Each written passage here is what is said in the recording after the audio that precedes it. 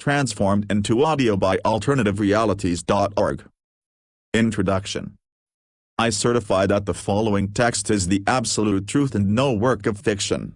These are parts of a transcript of an interview I've made with a non-human and reptilian being in December 1999. This female being was already in contact with a friend of mine, whose name is given only with the initials EF. In the text, since some months. Let me declare that I was all my life a skeptic about UFOs, aliens and other weird things, and I thought that EF tells me just dreams or fictitious stories when he talked with me about his first contacts with the non-human being, Lacerta. I was still a skeptic when I met this being on December 16 last year in that small warm room in the remote house of my friend near to a town in the south of Sweden, despite the fact that I saw now with my own eyes that she was not human. She has told and shown me so many unbelievable things during that meeting that I can't deny the reality and the truth of her words any longer. This is not another of that drunk UFO papers which claim to tell the truth but tell in fact just fiction. I'm convinced that this transcript contains the only truth and therefore you should read it. I had talked with her for over 3 hours, so the following transcript shows you only shortened parts of the interview, because she asked me after the interview not to publish everything she had told me already now. The order of the questions in this transcript is not always the same order in which I had asked them, so it may seem sometimes a little bit confusing to you. It was not easy to delete all the important parts she had asked me to delete from the transcript, so I apologize for the maybe unusual order. I'm in the possession of the entire transcript of the interview, 49 pages with some of my drawings of her body and her equipment, and also of some tapes on which I have the full interview, but I will not reveal this before I have permission from her. I will send this shortened form of the still fascinating document to 4 of my reliable friends to Finland, Norway, Germany and France, and I hope they will translate it into their own languages, and into other languages. And I hope as many people as possible will be able to read and to understand the transcript. If you receive it, please send it to all your friends via email or make printouts and copy them. I certify furthermore, that various paranormal abilities of her species like telepathy and telekinesis, including the moving and dancing of my pencil on the table without touching and the flying of an apple around 40 centimeters over her hands, were shown to me during the 3 hours and 6 minutes of the meeting, and I'm absolutely sure that these abilities were no tricks. The following is certainly difficult to understand and to believe for someone who hasn't experienced it, but I was really in contact with her mind and I'm now completely sure that everything she said during the interview is the absolute truth about our world. Unfortunately, if I read the entire transcript and, much more, this very shortened form by myself, I have the strong impression that everything I've written sounds too unbelievable to be true, that everything sounds more like a bad science fiction story from TV or cinema, and I have doubts that anyone will believe my experiences. But they are true, if you believe it or not. I can't expect from you that you believe my simple words without evidence, but I can't give you that evidence. Please read the transcript and think about it, and you will maybe see the truth in these words. There will be a new meeting between me and her, again in the same house in Sweden, on April 23, 2000, and she promised me to give me maybe some evidence for her existence. In the meantime I collect questions which I will ask her then. Maybe she gives me permission to reveal more of the missing parts in that transcript and about the coming bore. Believe it or not, this makes no real difference, but I hope you will believe. Ole K.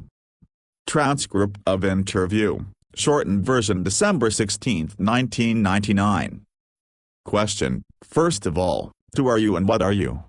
Are you an extraterrestrial species or can your origin be found on this planet? Answer: As you could see with your own eyes, I'm not a human being like you, and to be honest I'm no real mammal, despite my partly mammal-like body features, which are a result of evolution.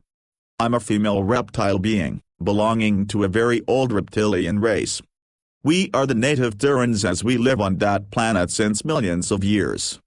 We are mentioned in your religious writings like your Christian Bible, and many of the ancient human tribes were aware of our presence and worshipped us as gods, for example the Egyptians and the Inca and many other old tribes. Your Christian religion has misunderstood our role in your creation, so we are mentioned as evil serpent in your writings. This is wrong. Your race was genetically engineered by aliens, and we were just the more or less passive visitors of this accelerated evolution process. You must know, some of your scientists have already supposed this, that your species had evolved in a naturally completely impossible speed within just 2-3 millions of years. This is absolutely impossible, because evolution is a much slower process if it's natural, but you have not understood this. Your creation was artificial and done by genetic engineering, but not by us but by an alien species. If you ask me, if I'm an extraterrestrial, I must answer no. We are native Terrans. We had and have some colonies in the solar system, but we originate on this planet. It's in fact our planet and not yours, it was never yours. Question: can you tell me your name? Answer: this is difficult, because your human tongue is not able to pronounce it correctly, and a mispronunciation of our names is very offensive for some of my kind. Our language is very different from yours, but my name is, I will try to say it smoother by use of your human letters, something like Shashakask with a very strong pronunciation of the sh and k sounds. We have no forenames like you, but only a single but unique name which is divided and characterized by the way of speaking, and which is given not to children, who have a known children name, but only in a special procedure in the adolescent age at the time of either religious or scientific enlightenment or awareness, as you would call it.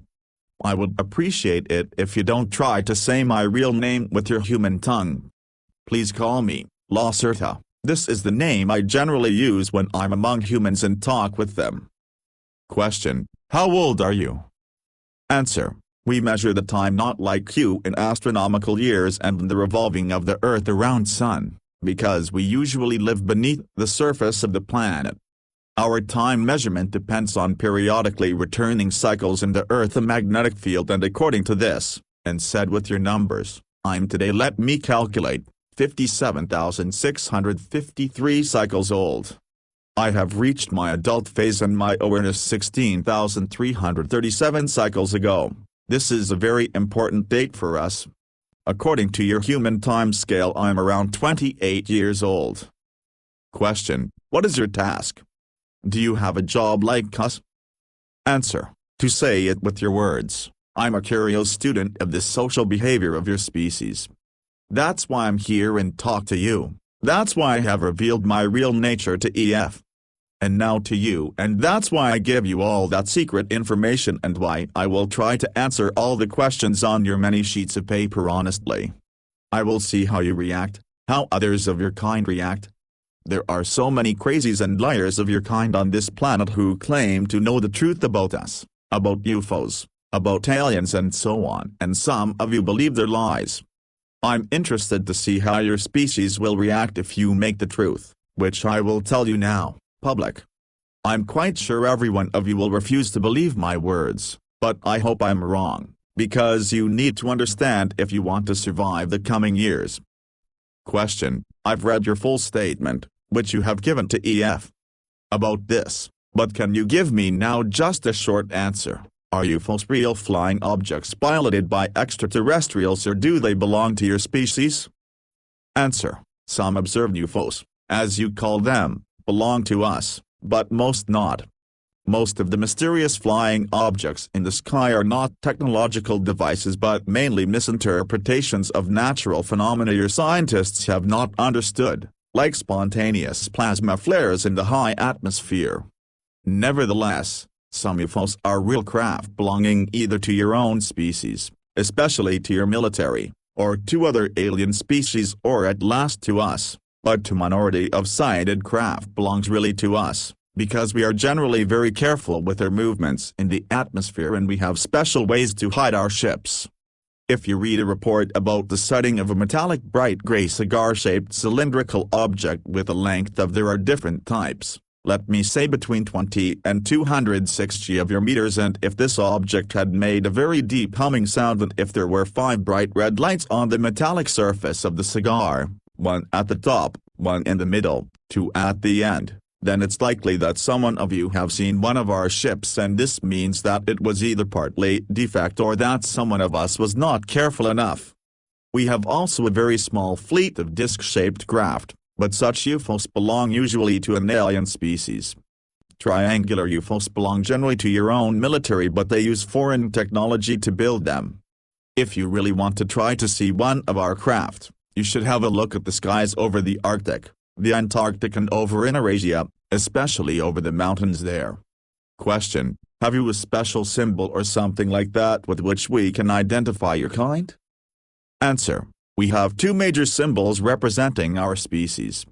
1, the more ancient, symbol is a blue serpent with 4 white wings on a black background. The colors have religious meanings for us. This symbol was used from certain parts of my society, but it is today very seldom you humans have copied it very often in your old writings. The other symbol is a mystic being you would call a dragon in the shape of a circle with 7 white stars in the middle. This symbol is much more common today. If you see one of that symbols on a cylindrical craft I've described in my previous answer, or on some underground installation, this thing or place belongs definitely to us, and I would advise you to go away from there as soon as possible. Question: the 7 stars in the second symbol you've mentioned, do they mean the Pleiades? Answer: Pleiades? No. Actually, the 7 stars are planets and moons, and they are a symbol for our former 7 colonies in the solar system. The stars are shown in front of a blue background, and the dragon circle means the shape of Earth. The 7 white stars mean Moon, Mars, Venus, and 4 moons of Jupiter and Saturn we had colonized in the past. 2 colonies are no longer in use and abandoned, so 5 stars would be more correct. Question: as you have not allowed me to make photos what would be very useful to prove your real existence and the truth of this story, can you describe yourself detailed?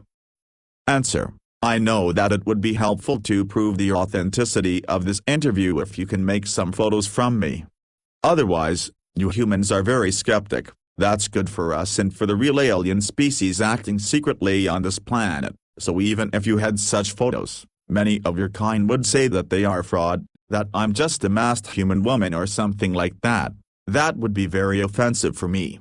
You must understand that I can't give you permission to make photos of me or of my equipment.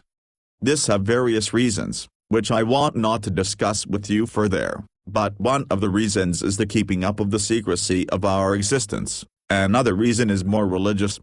Nevertheless, you have permission to make drawings of my look and of my equipment I can show you later. I can also try to describe myself, but I doubt that others of your kind will be able to imagine my real look just from simple words, because the automatic denial of the existence of reptilian species and generally of intelligent species other than your own is part of the programming of your mind. Well, I will try. Imagine the body of a normal human woman, and you have at first a good imagination of my body. Like you, I have a head, 2 arms, 2 hands, 2 legs and 2 feet, and the proportions of my body are like yours. As I'm female, I have also 2 breasts. Despite our reptile origin, we have started to give milk to our babies during the evolution process. This happened around 30 million years ago, because this is the best thing to keep the young alive. Evolution had done this for your species already in the dinosaur age, and they a little bit later, also for ours. That means not that we are now real mammals, but the breasts of us are not as large as those of human woman, and the size of them is generally equal for every female of my kind.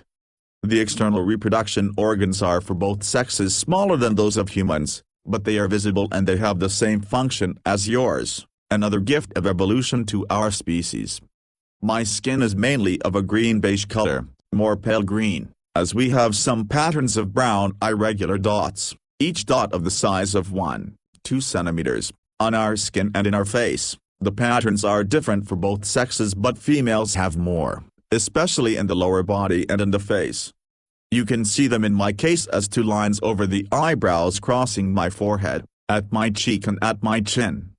My eyes are a little bit larger than human eyes. For this reason, we can see better in the darkness, and usually dominated from the large black pupils, which are surrounded from a small bright green iris. Males have a dark green iris.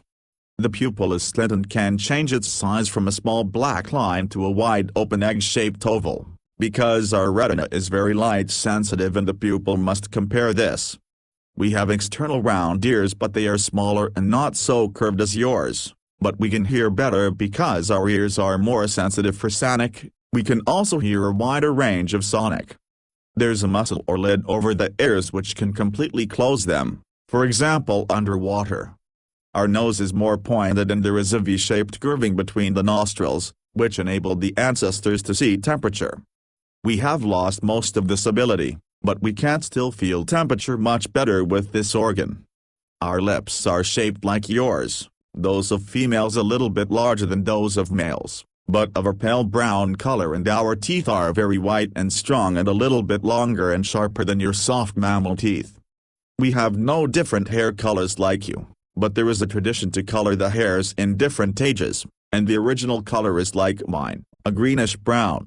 Our hairs are thicker and stronger than yours and they grow very slow.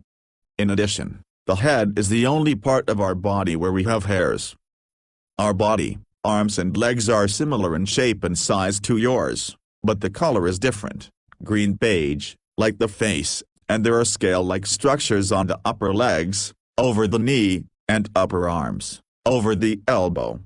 Our 5 fingers are a little bit longer and thinner than human fingers and our skin on the palm is plain, so we have no lines like you but again a combination of a scale-like skin structure and of the brown dots. Both sexes have the dots on the palm, as we have no fingerprints like you. If you touch my skin, you will feel that it is smoother than your hairy skin. There are small sharp horns on the upside of both middle fingers. The fingernails are gray and generally longer than yours. You see that my nails are not so long and round at the top. This is because I'm female. Males have sharp pointed nails with a length of sometimes 5 or 6 of your centimeters. The following feature is very different from your body and part of a reptilian origin. If you touch the backside of my upper body you will feel a hard bony line through my clothing. This is not my spine but a very difficult shaped external plate structure of skin and tissue following exactly our spine from the head to the hip. There is an extremely high number of nerves and large blood vessels in this structure and in the plates, which are around 2 or 3 centimeters long and very touch sensitive. This is the reason why we have always problems to sit in chairs with the back like this chair.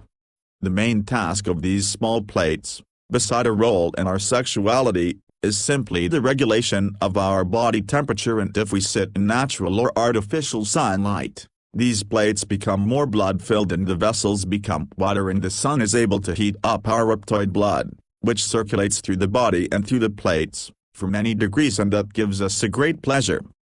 What else is different from your kind? Oh, we have no navel, because we were born in a different way to your mammal birth. The other exterior differences from your kind are minor and I think I must not mention all now, because most of them are not visible if we wear clothing. I hope the description of my body was detailed enough. I would advise you to make some drawings. Question: what kind of clothing do you generally wear? I suppose this is not the way you dress normally. Answer: no, I wear this human everyday clothing only when I'm among humans. To be honest, it's not very comfortable for me to wear such tight things and it is always a very unusual feeling. If we are in our own home, this means in our subterranean home, or in our large artificial sun areas, and if we are together with others near to our own name, we are usually naked. Is this shocking for you? When we are in the public and together with many others of my species we wear very wide and soft clothing made of thin, light stuff. I have told you that many parts of our bodies are very touch-sensitive, mostly the small back plates, so we can feel comfortable in tight clothing because it can hurt us.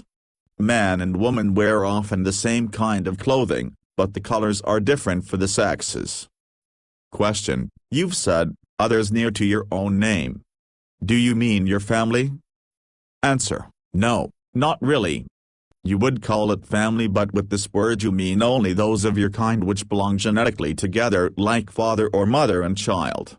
As I have said earlier, we have a very difficult and unique name.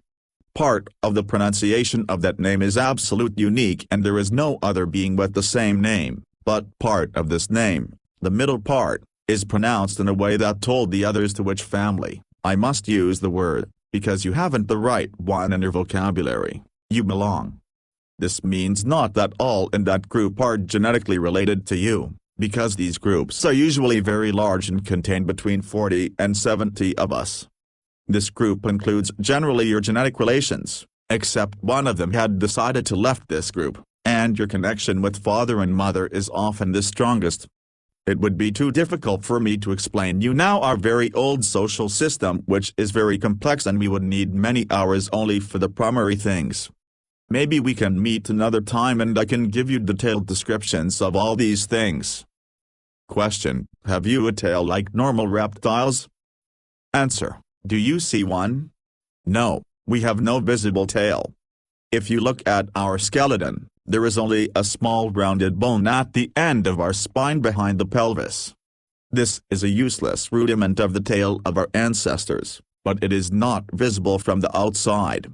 Oh, our embryos have tails during the first months of development, but these tails disappear before they were born.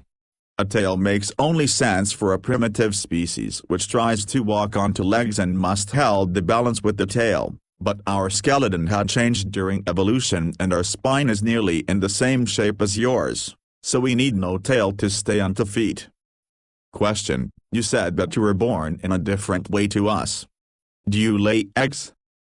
Answer: yes, but not like your birds or primitive reptiles. Actually, the embryo grows in a protein liquid inside the mother's womb, but there is also an egg-shaped but very thin chalk hull around it that fills the whole womb. The embryo inside this hull is completely autarky from the mother's body and it has every substance it needs to develop inside this chalk hull. There is also a cord like your navel cord which is connected to a point hidden behind the back plates. When the baby is going to be born, the whole egg is pressed through the vagina covered in a slimy protein substance and the baby came out of this soft egg after some minutes. These 2 horns on our middle fingers were instinctively used from babies to break through the chalk hull to take their first breath. Our young are not so large as your babies when they were born, they are between 30 and 35 of your centimeters tall, the egg is around 40 centimeters tall. This is because our vagina is smaller than a human one, but we grow to a normal size of 1,60 to 1,80 meters. Question: what about your body temperature? You've said that you enjoy to lay in the sun. What effect has this to your organism? Answer: we are no mammals and as reptiles our body temperature depends on the temperature of our surrounding. If you touch my hand you will maybe feel that it is colder than yours, because our normal body temperature is around 32-33 degrees Celsius.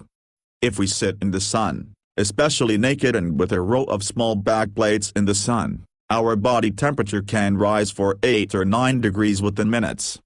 This rise causes a production of many enzymes and hormones in our body. Our heart and brain and every organ becomes more active and we feel then very, very good. You humans only enjoy being in the sun, but for us it is the greatest pleasure you can imagine, maybe like your sexual excitement. We also enjoy swimming in very warm water or other liquids to rise our body temperature. If we are for some hours in the shadow, our temperature goes back to 32-33 degrees.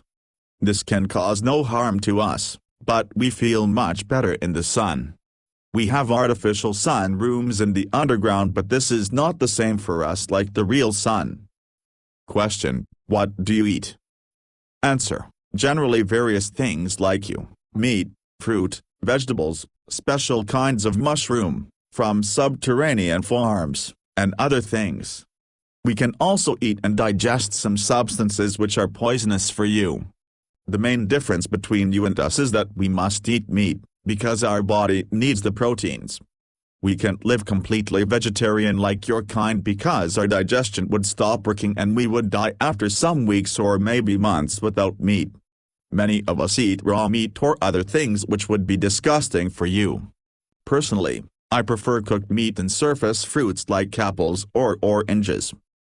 Question: can you tell me something about the natural history and evolution of your species? How old is your species? Have you evolved from primitive reptiles as mankind has evolved from apes? Answer: oh, this is a very long and complex story and it sounds certainly unbelievable to you, but it's the truth. I will try to explain it in short. Around 65 million years ago, many of our unadvanced ancestors from the dinosaur race died in a great global cataclysm. The reason for this destruction was not a natural disaster, an asteroid impact as your scientists believe falsely, but a war between two enemy alien groups that took mainly place in the orbit and high atmosphere of your planet. According to our limited knowledge about the early days, this global war was the first alien war on planet Earth, but it was definitely not the last, and a future war is coming soon, while a Cold War, as you call it, between alien groups is ongoing since the last 73 years on your planet. The opponents in this 65-million-year-old war were two advanced alien species, whose both names are again not pronounceable for your tongues. I'm able to say them, but it would hurt your ear if I tell you the names in their original way.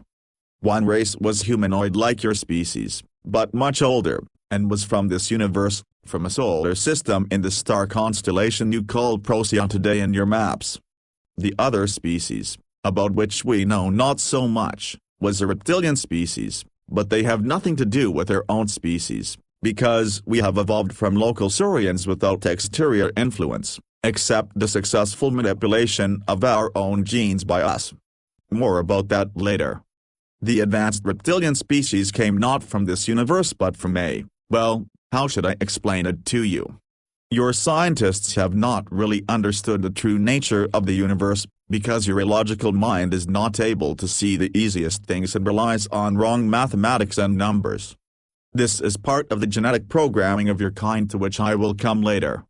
Let me say that you are nearly as far away from the understanding of the universe as you were 500 years ago. To use a term you will maybe understand, the other species came not from this universe but from another bubble and the foam of the universe. You would call it maybe another dimension, but this is not the right word to describe it correctly. By the way, the term dimension is generally wrong in the way you understand it. The fact you should remember is that advanced species are able to walk between bubbles by use of, as you would call it, quantum technology, and sometimes in special ways only by use of their mind. My own species had also advanced mental abilities in comparison to your species, but we are not able to do the matter string/bubble changing without technology, but other species active on this planet are able, and this looks to you like magic as it had to your ancestors. Back to our own history, the first species, the humanoids, had reached Earth around 150 years before the reptilians, and they built some colonies on the former continents. There was a large colony on the continent you call Antarctica today and another one in the continent you call Asia today. These people lived together with animal-like saurians on the planet without problems. When the advanced reptilian species arrived in this system, the humanoid colonists from Procyon tried to communicate peacefully, but they were not successful and a global war started within months. You must understand that both species were interested in this young planet not for his biology and undeveloped species, but for only one reason: raw material, especially copper. To understand this reason, you must know that copper is a very important material for some advanced species, even today, because it is, together with some unstable materials, able to produce new stable elements if you induce a high electromagnetic field in the right angle with a high nuclear radiation field to produce an overcrossing of fluctuating fields. The fusion of copper with other elements in such a magnetic/radiation field chamber can produce a force field of special nature that is very useful for various technological tasks. But the base for this is an extremely complex formula you are not able to discover because of the restrictions of your simple mind. Both species wanted to have the copper of planet Earth, and for this reason they fought a not very long war in space and orbit. The humanoid species seemed to be successful during the first time, But in a last battle the Reptilians decided to use a mighty experimental weapon, a special kind of fusion bomb which should destroy the life forms on the planet but should not harm the valuable raw materials and the copper. The bomb was fired from space and detonated at a point of your planet you call Middle America today. As it detonated in the ocean, it produced an unpredictable fusion with hydrogen and the effect was much stronger than the Reptilians had expected. A deadly radiation, an overproduction of fusion oxygen, a fallout of different elements and a nuclear winter, for nearly 200 years were the result. Most of the humanoids were killed and the Reptilians lost their interest on the planet after some years for, even for us, unknown reasons, maybe because of the radiation. Planet Earth was on its own again and the animals on the surface died. By the way, one result of the fusion bomb was the fallout of different elements and materials created in the burning process, and one of those materials was iridium. Your human scientists today see the iridium concentration in the ground as an evidence for an asteroid impact that killed the dinosaurs. That is not true, but how should you know that? Well, most of the dinosaurs died, not all in the detonation but in the bad things which came after the war, especially in the nuclear winter and in the fallout. Nearly all dinosaurs and reptilians were dead within the next 20 years. Some of them, especially those in the oceans, were able to survive for the next 200 to 300 years even in this changed world, but these species also died, because the climate had changed. The nuclear winter ended after 200 years, but it was colder on Earth than before. Despite the cataclysm, some species were able to survive: fish, like the sharks, birds, little creepy mammals, your ancestors, various reptiles like crocodiles. And there was a special kind of small but advanced dinosaurs which had developed together with the last large animal reptilians like the species you call Tyrannosaurus. This new reptile was walking on two legs and looked a little bit like your reconstruction of an iguanodon. It originated in this family, but it was smaller, around 1.50 meters tall, with some humanoid features, a changed bone structure, a larger skull and brain, a hand with a thumb which was able to grab things, a different organism and digestion, advanced eyes in the middle of the head like your eyes, and most important, with a new and better brain structure. This was our direct ancestor. There are theories that the radiation from the bomb took part in the mutations of the organism of this new breed, but this is not proven. Nevertheless, this little humanoid-like dinosaur evolved during the following 30 million years. As I have said earlier, a species needs generally more time to evolve than you think, if the evolution is not artificially induced, like in your case, from an animal to a more or less thinking being. These beings were intelligent enough not to die in the next millions of years, because they learned to change their behavior. They lived in caves instead in the cold nature, and they learned to use stones and branches as first tools and the use of fire as help to warm them, especially to warm their blood, which is very important for our kind to survive. During the next 20 million years this species was divided by nature into 27 subspecies. Unfortunately, former reptilian species were prone to divide themselves in a more or less illogical way into subspecies during the evolution process. You can clearly see this in the unnecessary high number of animal dinosaur species in earlier times, and there were many, mainly primitive, wars between the subspecies for dominance. Well, nature was not very friendly to us, and as far as we know from the 27 subspecies 24 were extinct in primitive wars and in evolution, because their organism and mind was not developed enough to survive, and, as main reason, they were not able to change their blood temperature in the right way if the climate changed. 50 million years after the war and after the end of dinosaurs, only 3, now also technological, advanced reptilian species were remaining on this planet together with all the other lower animals. Through natural and artificial crossbreeding these 3 species were united to one reptilian species, and through the invention of genetic manipulations, we were able to eliminate the dividing-prone genes in our genetic structure.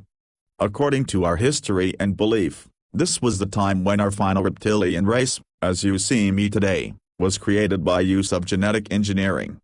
This was around 10 million years ago and our evolution nearly stopped at this point. Well, actually there were some minor changes in our look toward a more humanoid and mammal-like appearance during the coming ages, but we have not divided again into subspecies. You see, we are a very old race in comparison to your kind, which was jumping around as small monkey-like animals in the trees at this time while we invented technology, colonized other planets of the system, built large cities on this planet, which disappeared without a trace in the ages, and engineered our own genes while your genes were still those of animals. 10 million years ago the small simians started to grow and they came down from the trees to the ground, again because of the change of the climate, especially on the so-called African continent. But they evolved very slow as it is normal for a mammal, and if nothing extraordinary had happened to your kind, we wouldn't be able to sit here and talk, because I would sit in my comfortable modern house and you would sit in your cave clothed with fur and trying to discover the secrets of fire, or you would maybe sit in one of our zoos. But the things had developed differently and you believe now you are the crown of creation, and you can sit in the modern house and we must hide and live beneath the earth and in remote areas. Around 1,5 million years ago, another alien species arrived at Earth. It was surprisingly the first species since over 60 million years. This would be more surprising for you if you would know how many different species are today here. The interest of this humanoid species, you call them a legim today, was not the raw material and the copper, it were to our astonishment the unadvanced ape humanoids. Despite of our presence on this planet, the aliens decided to help the apes to evolve a little bit faster, to serve them in the future as some kind of slave race in coming wars. The fate of your species was not really important for us, but we didn't like the presence of the Illagim on our planet and they didn't like our presence on their new galactic zoo, planet, and so your 6th and 7th creation was the reason for a war between us and them. You can read about that war, for example, partly in the book you call Bible, in a very strange way of description. The real truth is a very long and difficult story. Should I continue? Question: No, not now. I've made some notes about your history and now I have some questions. Answer: Please ask. Question: First of all, you handle with a very large time scale. You claim that your primitive ancestors lived together with the dinosaurs, survived the, as you called it, artificial cataclysm and evolved in over 40 million years, and your evolution was completed 10 million years ago. This sounds very unbelievable to me. Can you say something to this? Answer: I understand that this must sound absolutely unbelievable to you, because you are a young and genetically engineered species. Your historical horizon ends at a scale of just some thousands of years and you think this is right. But it isn't. This is impossible. Your programmed mind is obviously not able to handle with such large time scales. Our evolution time may seem incredibly long to you, but this is in fact the original way of nature. Remember, your early mammal ancestors developed together with dinosaurs and they survived the bomb like us.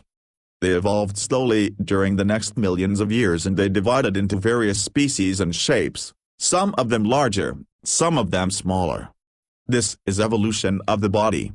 But what about their mind and intelligence? They were simple animals. The mammals evolved since, let us say, 150 millions of years, but only in the last 2-3 millions of years they were able to become intelligent and thinking. And within this small period beings like you were created. From nature? 148 millions of years time for the evolution of animal-like mammals, 2 millions of years time for the development of, more or less, intelligent beings like you. Ask yourself, do you really think this accelerated evolution is natural? Then your species is more ignorant than I've thought. We have not evolved wrong but you. Question: I understand. But I have another question. You've mentioned many facts about the ancient war between the aliens 65 million years ago. This happened very long before your kind became really intelligent, as far as I have understood you. Why do you know so many things about that first war, and about the evolution of your species? Answer: This is a good question, much better than the previous. and I have not explained it properly to you. Our knowledge about the First War comes completely from an ancient artifact, which was found around 16,000 years ago from our archaeologists on the continent you call North America today. They found there a round plate with a diameter of approximately 47 of your centimeters. The plate was made of an even for us unknown magnetic material, and inside the plate there was another smaller crystal plate which contained an enormous amount of information coded in the molecular structure of the crystal. This memory plate was manufactured from the last bomb survivors of human race from Procyon already 65 million years ago, but it was completely intact when we found it. Our scientists were able to encode the messages and data, and so we heard the first time about the events which took place in the distant past and which led to the extinction of the dinosaurs. The plate contained detailed descriptions of both species, but more about the humanoids, and about the events and weapons, including the fusion bomb. It contained also a description of the animals and saurians on Earth, including our pre-intelligent ancestor species. The rest of our knowledge about our evolution comes from skeletons and from the backreading and encoding of our DNA. You see, we know the real truth about our roots since 16,000 years. Before that time, there was a more religious idea of our creation. Question: what have happened with the both alien species? Answer: we don't know exactly. The surviving humanoids on Earth obviously died in the years after the bomb, and others of their kind and the reptilians never came back to Earth, as far as we know. Concerning the reptilian aliens, there is a possibility that it was physically impossible for them to return, because the matter between bubbles is sometimes in rapid movement. The current theory is that both species had ceased to exist during the millions of years. Question: you've mentioned skeletons of your kind. How can it be that human scientists haven't found any trace of you and your ancestors if you really lived for such a long time on this planet? We have found many skeletons of primitive dinosaurs, but none of an advanced reptilian being with a larger skull and brain and a hand with a thumb as you have described it before. Answer: yes, you have. But your great scientists were not able to reconstruct the skeletons completely, because they wanted to reconstruct reptilian animals, not intelligent beings. You would laugh if you would know how many of the, especially small, saurian skeletons in your museums are totally wrong constructions of never-existing beings, because you used many bones which didn't really belong together, and sometimes you made artificial bones if something was missing you needed to construct an animal saurian. Many of your scientists are aware of this problem, but they don't make it public, because they can't explain it, and they claim that the right bones were just missing and the reconstruction is right. Many bones of us were used for iguanodon reconstructions, for example the hands with the visible thumb. Look at an iguanodon in a museum and you will see that I'm right. A scientist in the country you call the United States had built a nearly correct skeleton of our kind some years ago, but the local government, which is partly aware of our existence, confiscated the reconstruction. As we live today, and since thousands of years, nearly completely beneath the earth, you will not find any cadavers or skeletons of us. Question: you speak sometimes about underground cities and artificial sunlight. Do you mean something like a hollow earth with this?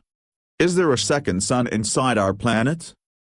Answer: no. Earth is not really completely hollow and there is no second sun inside. This story is ridiculous and physically not possible. Even your species should be intelligent enough not to believe this. Do you know how much mass a sun must have to produce energy and light for a longer time by fusion? Do you really think that there could be a small active sun inside the planet? When I talk about our subterranean home, I talk about large cave systems.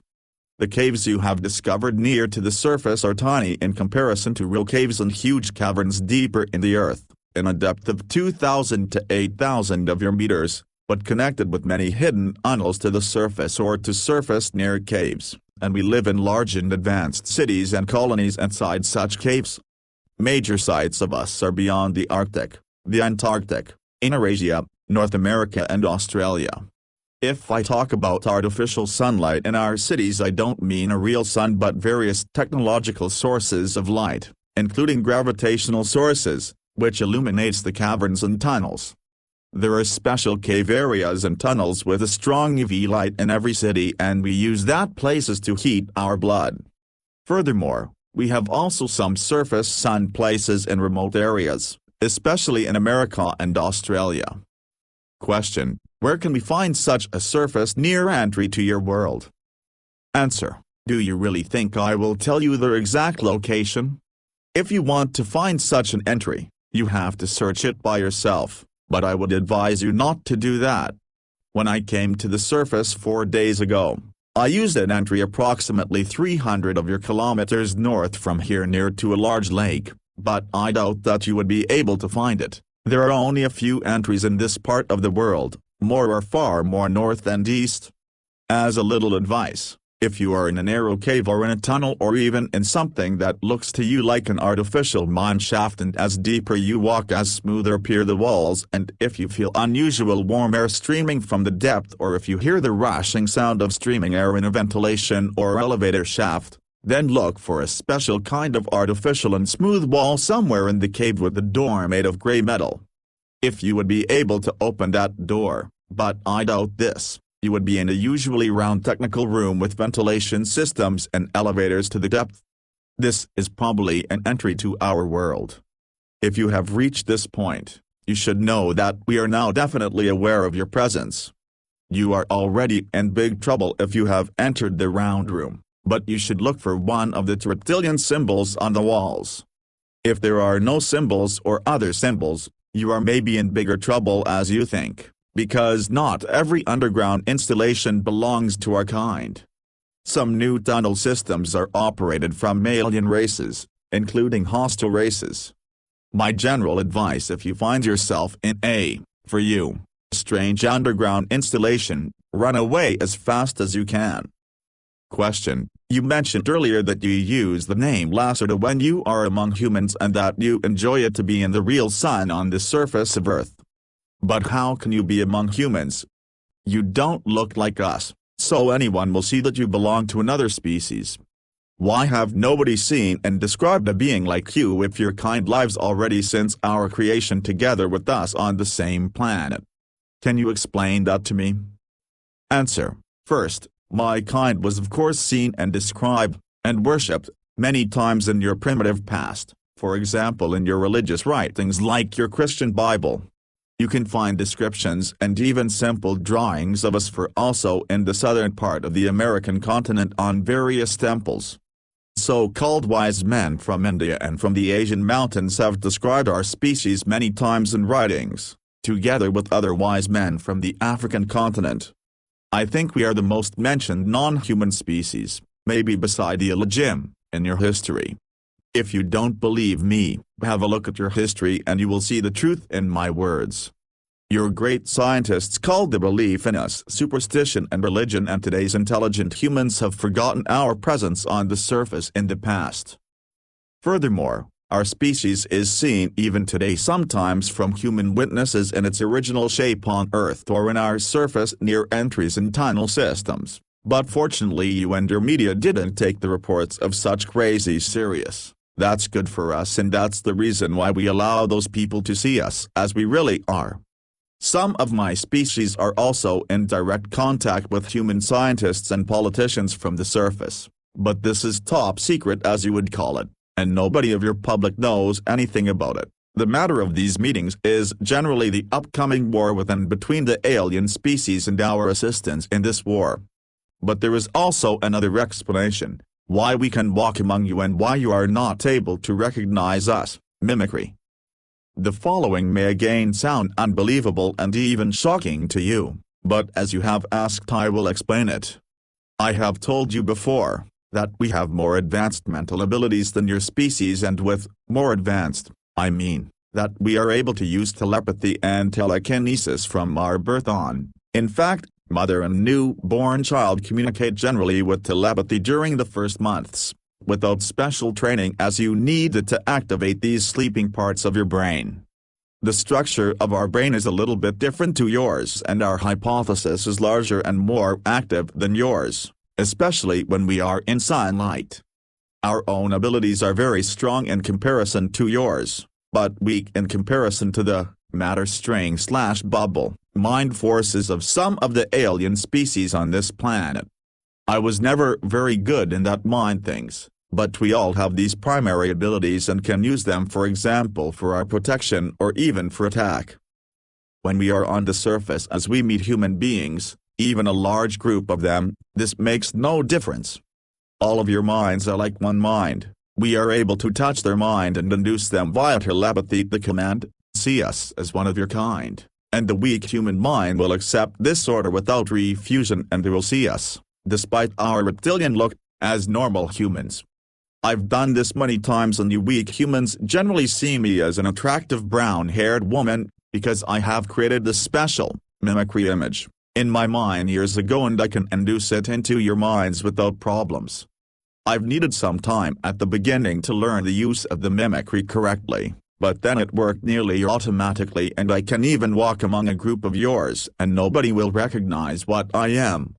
There is a simple switch, see us as we really are, see us as we want you to see us, and your consciousness which was placed there from the Elohim when they created your kind, and we can use this switch to convince you that you see humans when you look at us. Other aliens use this switch, too. It is easier as you think. When there are meetings between your kind and aliens which seem to look exactly like yours, these aliens have used that switch, and some of the meetings with man-like aliens can be also explained with meetings with my kind. When I met EF the first time, he saw me also as a normal human woman, and I remember that he was very frightened and shocked when I revealed him my real appearance.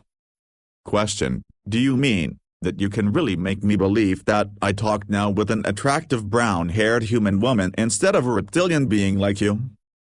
Answer: probably, but I don't think so in your special case.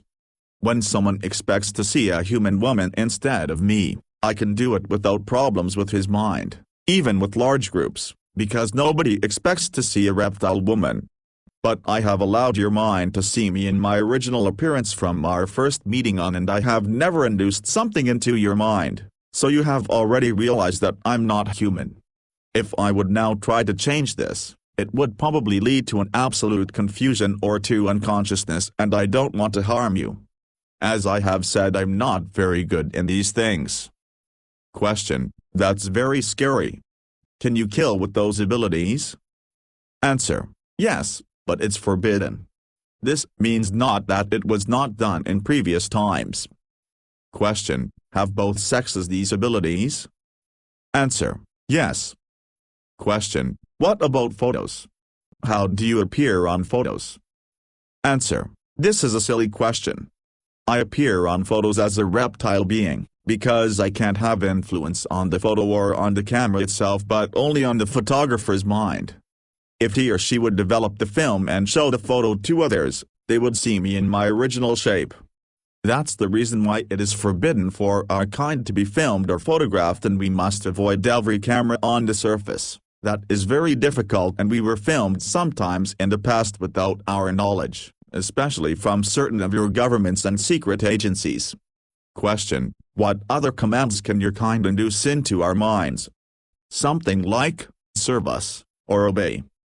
Answer: this is again a strange question. We are not your enemy, most of us not, so why should we do this? To answer your question, it depends on the strength of the human mind and on the strength of the sending reptilian. There is no, serve us, or, serve me, switch in your mind, so such a command is much more difficult to induce. If the human mind and consciousness is weak and their reptilian inducer is experienced in these things and was some hours in the sun before he or she tries to do it, then it could probably work for a certain time. There are secret teachings about such things, but I've never learned anything about it. I use my primary abilities for mimicry and for communication with my own kind, and sometimes for other private things, but I've never used it to harm humans or their mind. I would appreciate it if we can end with this topic here. Question: a last question. You've said earlier that you can hide your UFOs. Do you use the same abilities to do this? Answer: yes, but on a technical base. There is a powerful device inside each craft which is able to send an artificial signal to your minds to convince you that you see either nothing but only the sky, or that you see normal aircraft like planes instead of our ships. This isn't used very often, because we avoid human public when we move in the atmosphere. If you are able to see our UFOs, it means that the device is either defect or deactivated for some reason. The camouflage effect didn't work on photos. To answer this possible question of you already in advance, but why should someone make a photo of the sky when he could not see anything unusual there? By the way, most of the surface near entry points to our tunnels are also hidden with such a device, and your kind will generally see only normal cave walls instead of the door. That's one reason why I've said that I doubt that you will be able to find such a secret door to our world, but it have happened a few times in the past. Question: back to your and our own history. You've mentioned the race of the Illagim who have created our human race. From where did they come and how did they look like? What had exactly happened when they arrived? Are they our god? Answer: the Illagim came from this universe, from the solar system you call Aldebaran in your maps. They were a very tall humanoid species with usually blonde hairs and a very white skin. They avoided the sunlight, because it hurt their skin and their eyes. This was absolutely unbelievable for a sun-loving species like us. They seemed to be intelligent and peaceful at the beginning, and we started a more or less friendly communication with them, but later they showed their real intentions and plans. They wanted to evolve the apes to a new breed, and we were a disturbing factor for them on their new zoo planet. At first, they caught around 10,000 or maybe even 20,000 of your simian ancestors, and they left the planet for some 100 years. When they returned, they brought your, now more human, ancestors back. Then they left Earth again for some thousands of years, and the primitive pre-humans lived together with us without major problems. They were just afraid of our aircraft and technology. The Illagim had taught their mind and enhanced their brain and their body structure, and they were now able to use tools and fire. The Illagim returned within 23,000 years 7 times and accelerated the evolution speed of certain of your kind. You must understand that you are not the first human civilization on the planet. The first advanced humans, who lived at the same time with less developed pre-humans, because the Illagim had experimented with different speeds and stages of evolution, with technology and speech existed around 700,000 years ago on this planet. Your scientists have not understand this, because they've found only the bones of the pre-humans and some primitive cave drawings showing advanced humans and flying devices. This genetically advanced human breed lived together with us, but they avoided contact with my kind, because the Illagim teachers had warned them with misleading purpose that we are evil beings and that we lie to them. Well, after some centuries the aliens decided to extinct their first creation, and they accelerated the evolution of a second and better test series, and so on and so on. The truth is that your modern human civilization is not the first on this planet Earth but already the 7th. The buildings of the first breeds are lost, but the 5th civilization was the one which built the large triangular constructions you call Egyptian pyramids. Today, around 75,000 years ago, your Egyptians just found that large ancient pyramids in the sand and tried not very successful to build similar constructions, and the 6th civilization was the one which built the cities which ruins you can find today beneath the sea in the so-called Bimini area around 16,000 years ago. The last creation of the 7th breed, of your series, was done just 8,500 years ago, and this is the only creation you can remember and to which your religious writings refer.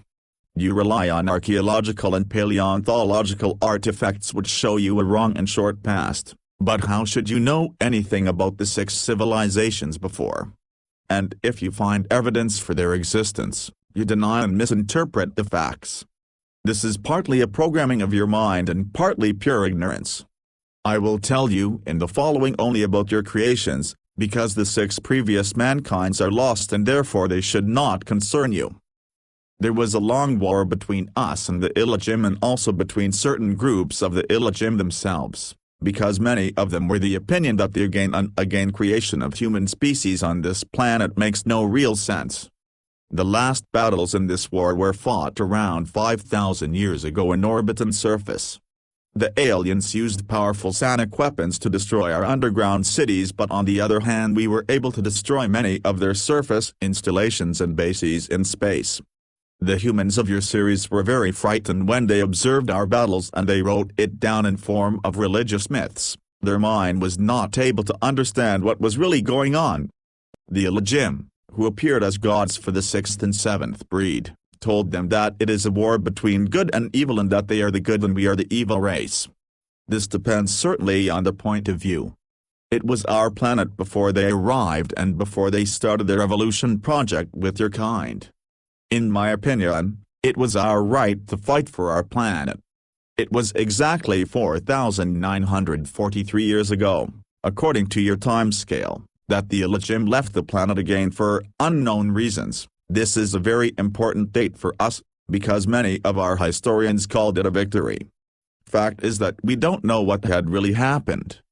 The Elohim were gone from one day to another. They vanished without a trace together with their ships, as we found most of their surface installations destroyed by them. The humans were on their own and your civilization developed. Many of us were in contact with certain, more southern, tribes of your species in the coming centuries, and we were able to convince some of them that we are not the evil the aliens wanted them to believe. During the time from 4,900 years ago to today, many other alien species arrived the planet. Some of them used the old teaching and programming of your mind and played again God for you, but the Elohim themselves never came back. They had left the planet for a duration of some 1,000 years also earlier, so we expect their return one day in future too, and their project or two may be extinct also the seventh breed, but we don't really know what have happened to them. To answer this question of you in advance, your current civilization doesn't know anything about your real origin, about your real past, about your real world and universe, and you know very little about us and our past. And you know nothing about the things to come in your future. As long as you will not understand and believe my words, I tell you the truth because we are not your enemy, as long there is danger for your species. Your enemies are already here and you have not understood. Open your eyes or you will be in big trouble soon. If you haven't believed anything of the things I've told you before, then you should really believe and remember this. Question: why do you think I don't believe you? Answer: I have a certain feeling that you don't believe me, despite the fact that I'm sitting here in front of you. Everything I have told you in the last 2 hours is the absolute truth about our world. Question: how many alien species are active on Earth at the moment? Answer: as far as we know 14 species. 11 from this universe, 2 from another bubble and 1 very advanced from a very different plane. Don't ask me for names, because nearly all are not pronounceable for you. 8 of them are not pronounceable even for us.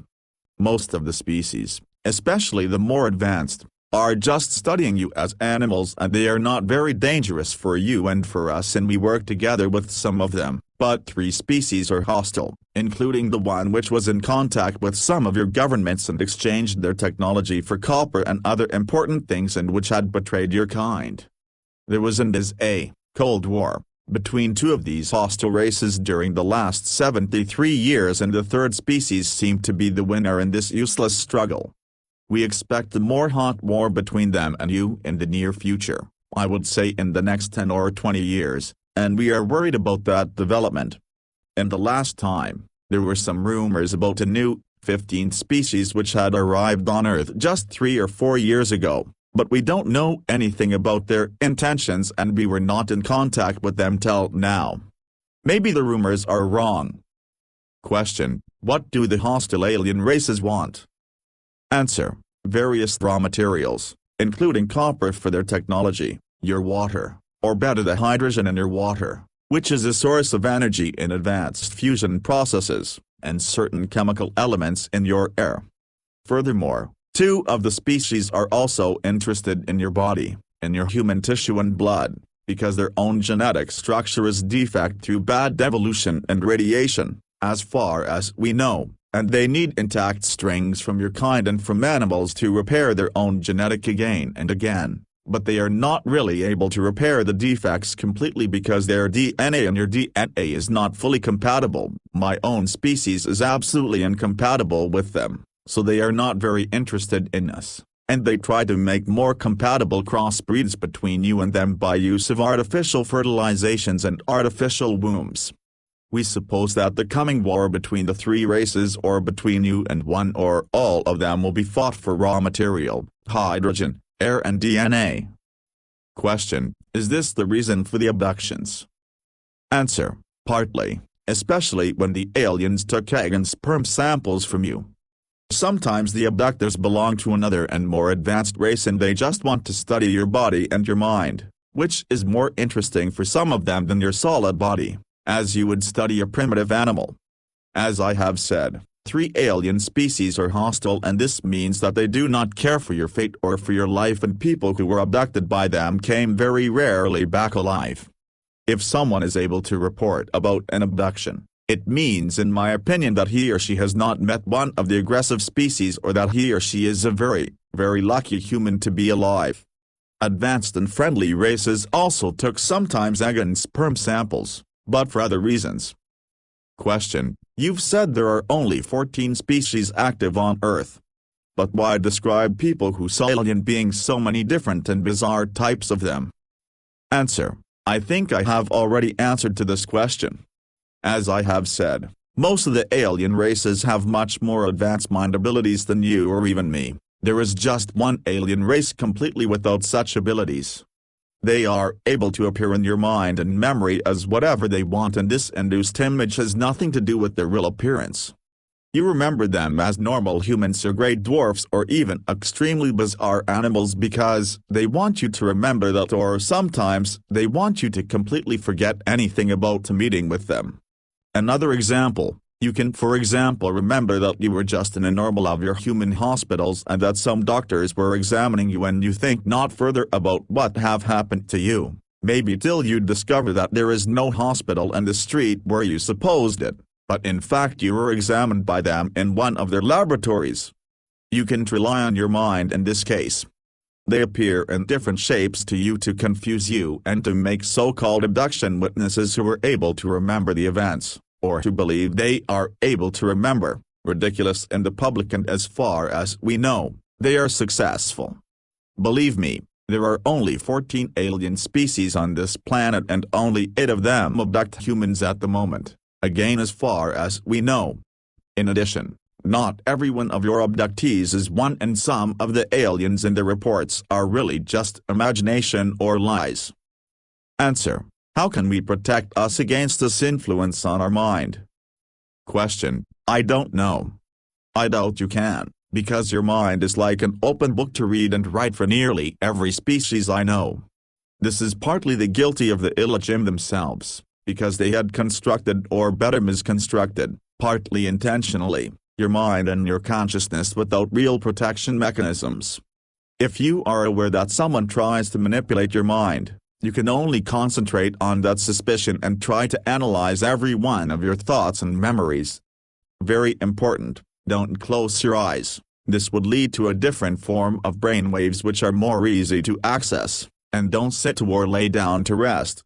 If you stay awake during the first minutes, you can maybe try to filter the other thoughts and waves in your brain, and the inducer will give up after some minutes if he or she is not successful, because it will start to hurt his or her own brain. This is very difficult and certainly painful, and it can harm you, so better don't try to resist, but it would be the only possibility you have. However, you can try this only with the more weaker species, not with the strong. Question: what do you mean with one species comes from a very different plane? Answer: before I can explain that correctly to you, you must be able to understand the universe, and this would mean a maybe useless teaching of your mind, including the removal of some barriers, of many weeks, and with teaching I mean not only teaching by words. I have said this with your word plane or level because you have again no better word in your vocabulary. And dimension would be in this case absolutely wrong. It's rather wrong even for another bubble, Because a dimension can't exist without planes. If you would be a species living in another or over the plane, and if you would be furthermore able to enter planes without technology so that your body is not made of that kind of matter then you would be the mightiest being you can imagine. This very advanced race I've mentioned had developed outside of here, and they've evolved in fact over billions of years. They would be able to destroy all of you and us and everything with just a single thought. We were in contact with them only 3 times in our whole history, because their interest in your planet is different from that of all other races. They are definitely no danger for you or us. Question: what will happen when the war begins? Answer: this is difficult to answer. It depends on the enemy race and on their tactic. War is not always that primitive thing you humans mean with the word. War can be fought on various levels.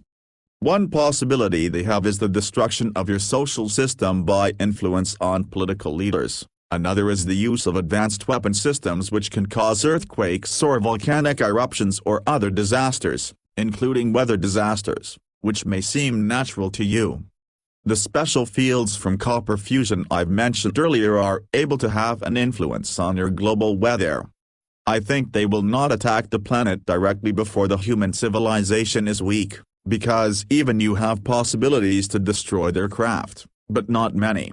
Let me say that we are not absolutely sure if there will be really such a hot war already in the next years. I don't want to talk further about this. Question: this is the end of the interview.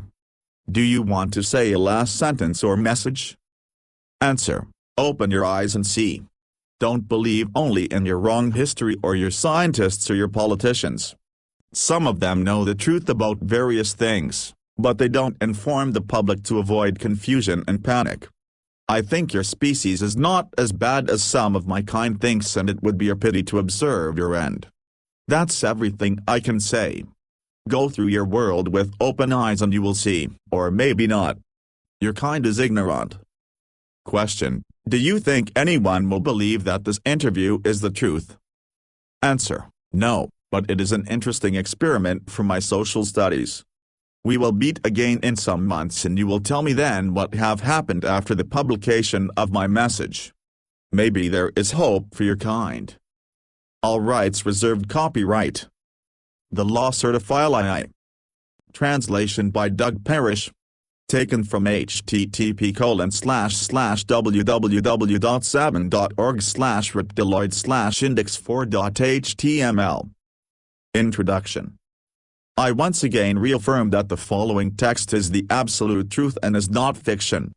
It was composed from 3 original tape recordings which were made on April 24, 2000 with a tape recorder during my second interview with the reptilian creature known as Lacerta. At Lacerta's request, the original text of 31 pages was revised and shortened up to deal with some questions and answers. Some existing questions were partially shortened or amended. It was even undertaken to extract message and significance from it. This part of the interview, either not mentioned or not mentioned completely in the transcript, deals primarily with personal issues, paranormal demonstrations, the social system of their reptilian species and alien technology and physics. The reason for the shifting of the date and time of the second meeting was a possible observation and surveillance of my own person after the publication of the first transcript. Although everything was attempted on the advice of Lacerta to keep my identity a secret, just 2 days after the dissemination of the document abroad, and various unusual events took place. Please don't think that I am paranoid, however, I believe that the publication of the interview has drawn either official attention or the attention of some organization to me. Up until this time, I usually regarded people who believed that they were being followed by the state to be nothing more than jokers. But now I have begun to revise my ideas on that since events in January. It began with the failure of my telephone for several hours. When the phone became operational once again, there were quiet echoes and strange clicking and whirring sounds when I made calls. A defect could, ostensibly, not be found anywhere. Overnight, important data disappeared from the hard drive in my computer. The testing program reported defective sectors, where strangely enough there were only data which dealt with illustrations and completed textual material from the interview. These defective sectors also contained material of a paranormal nature in the field of my research. Fortunately, the material was also stored on floppies. In addition, I discovered by pure chance some hidden data in a likewise hidden directory index. The name which appeared on the data and the directory index was E72UJ. A friend, who was a computer expert, could not make anything of this designation, and when I was about to show it to him, the directory index had disappeared. One evening, my apartment door was standing wide open. My TV set was running and I am absolutely confident that I had turned the TV set off. A minivan with British markings and the imprint of a Europe-wide supermarket chain parked in front of my house. I noticed the same minivan again on several occasions traveling at a distance behind my car, even when I visited the town of 65 kilometers away. When I returned, the car was on the other side of the street once again. I never saw anyone get into or out of the car. A knock on the door of the vehicle and on the tinted windows caused no reaction of any kind. After about 2 weeks, the minivan disappeared again. When I informed DF personally about these events, he suggested that I change the place and date of the meeting in order to assure our own and Lacerta's safety. The meeting took place on April 27, 2000 in another isolated location. It was unobserved as far as I can determine.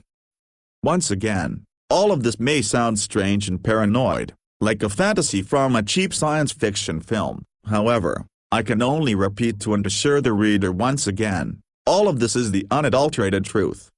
Believe my words or don't believe them. These things have happened and they will continue to happen, whether you believe it or not. Until it is too late. Our civilization is in danger. Ole. K. May 3, 2000. Transcript of the interview, shortened version date of interview, April 27, 2000. Comment by Ole. K. The meeting began with an appraisal of diverse questions and opinions which I had gotten from readers of the first transcript in anonymous fashion through distribution from my trustworthy friends. Some of these opinions altogether, there were over 14 pages of paper, contained comments shaped by everything from a radically religious to a fanatical tendency to welcome contact with a reptilian species. Some of these comments contained stereotypical phrases like, servants of hell, or species of the evil one. I don't want to go into any kind of detailed description here since I don't want to pass on further any false and radical realm of thought. Question: when you read these religious and animosity-ridden comments here, what do you think and feel then? Is the relationships between your species and ours really shaped from that kind of total negation? Answer: does it amaze you that I am not completely angered by that? I had fully expected those kinds of extreme reactions. The programming for the utter negation of another species, especially the reptilian species, as in your own case, is deeply embedded in each of your own individual consciousnesses. This ancient conditioning stems from the days of your third artificial creation and, biologically speaking, is passed down as an information genome from generation to generation. The identification of my species with the powers of darkness was a primary intention of the Elohim, who liked seeing themselves in the role of the powers of light, something which in and of itself represents a paradox, since that humanoid species was extremely sensitive to your sunlight. In case you were expecting me to act offended, I guess I'll have to partially disappoint you. These obscure intentions are not really your fault. You are simply following for the most part what you have inherited from your ancestors. It is indeed actually somewhat disappointing that many of you develop no especially strong individual self-conscience, for this would help you to overcome the conditioning. As I already said, we were in direct contact in the last several centuries with some of your more primitive human tribes. These tribes had themselves succeeded in breaking through the old creation programming. They were able to meet us without tension, hate and total rejection. Apparently many of your modern civilized individuals are not in a position to think on their own, but rather let themselves be guided by programming and religion, which is also a manifestation of that ancient programming and part and parcel of the plan of the Elohim. Therefore, comments of that kind I'd sooner regard as amusing than irritating. They simply confirm in large measure for me my suppositions about your defined mode of thinking. Question: Therefore, you are not the species of the evil one, as was remarked earlier? Answer: How am I supposed to answer that? Your people still think according to a simple and completely inappropriate scheme of generalizations. Simply put, there are absolutely no purely evil species. There exist in every terrestrial and extraterrestrial species alike both good and evil individuals. It's even true of your own people, but there is no such thing as an absolutely evil species. This conception is really very primitive. You people have believed from time immemorial what you are supposed to believe, what was foreseen for you to believe by your creators. Every well-known species, even the more highly developed ones, consists of a great number of individual consciousnesses. At least a portion of the consciousness is individual. Even though there are connecting fields of consciousness, these self-sufficient spirits are able to decide freely for themselves a lifestyle which is either good or evil, according to your own human standards. It depends again on the respective point of view. Your people are not necessarily in a position to judge whether the deeds of a much more highly developed species are good or evil, because you stand at a lower observation point, from which an assessment is not possible. Your simple words good and evil are in any case examples of a tendency towards generalization. In my language there are many concepts for the various shades of meaning of individual behaviors in comparison to the norms of a society. Even those extraterrestrial species which are inclined to act with antagonism towards you are not species of the evil one, even though they operate negatively with respect to your own race. They do this for their own reasons and do not regard themselves as evil. Were your structure and way of thinking more linear and more focused as theirs is, then you would also behave in such a fashion. The attitude of a species towards other kinds of existence naturally depends very heavily on its respective structure and way of thinking. Each species sets its own priorities. To classify that as good or evil is really quite primitive, for the survival of any species argues for many varieties, among them your own, as well as for even the most varied of the worst or negatively directed deeds. I won't even exclude my own kind in this regard, for there have been certain occurrences in the past which I don't personally welcome, but about which I would also not like to go into detail. None of these occurrences have happened in the last 200 years of your time scale. But please note the following: there are no absolutely good and there are no absolutely bad species, because each and every species always consists of individuals. Question: in letters that I got, there was often the question whether you could go into any greater detail regarding the advanced physics that you commented on last time. Many people said, your words made no sense. For example, how do UFOs function? How do they fly? How do they perform the maneuvers that they do? Answer: I ought to explain that to people? That's not all that simple. Let me think about it for a minute. I always have to use very simple words in order to make clear to you the basic principles of a higher kind of science. Let's try this. You have to be clear about some fundamental facts. The very first thing is that you must divide up the conception of the physical world because each existence consists of different layers. Let's say for simplicity's sake that it consists of a material illusion and a sphere of influence. Translator's note: no legitimate translation exists for this word Feldraum. Feld means field, Raum means space, room, expanse. Therefore, I'm translating it as sphere of influence. Certain physical conditions are associated only with the realm of the material, as in concrete, while other and more complicated conditions are associated only with the sphere of influence of the material world. Your conception of the physical world is based upon a simple material illusion. That illusion is further subdivided into three elementary or basic conditions of matter. A fourth and very important condition also exists, which you simply pay attention to more or less as you choose. It is the one bordering on the sphere of influence or plasma realm.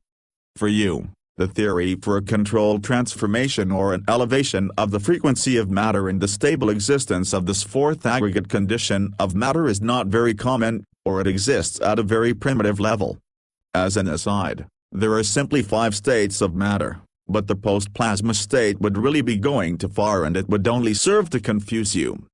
Besides, it is not necessary for an understanding of the basic theory. It is connected with diverse phenomena which you would characterize as paranormal. Now, back to the essentials, plasma. Now, with plasma I don't mean just hot gas, as the concept is generally simplified by your people, but rather I mean a higher aggregate condition of matter. The plasma state of matter is a special form of matter which lies between its real existence and the sphere of influence, that is, a complete loss of mass and pure accretion of energy of various form whenever matter is pushed or shoved. Comment note: no explanation was given for the use of the word pushed, shoved, as used in this context. Your guess is as good mine. The fourth state of matter is very important for certain physical conditions which can be used, for example, to, how should I express this to you? Generate anti-gravity. That's a rather strange human word and not really correct, but you ought to understand it better this way. Essentially, in the world of real physics, there are no bipolar forces, but rather only observer-dependent reflective behavior of a single, large unified force at different levels. With anti-gravity or the displacement of gravitational characteristics into levels, one can, for example, cause apparently solid matter to levitate. This method is employed partly by us and by extraterrestrials as well as a means of propulsion for their UFOs. You people are moving on a really primitive level towards a similar principle for your secret military projects, but since you have more or less stolen this technology, and it was later falsely passed on to you intentionally by the extraterrestrials, you lack the real physical understanding. As a result, you have to struggle with problems of instability and radiation with your UFOs. According to my information, there have been a great number of deaths of your people because of intense radiation and field disturbances.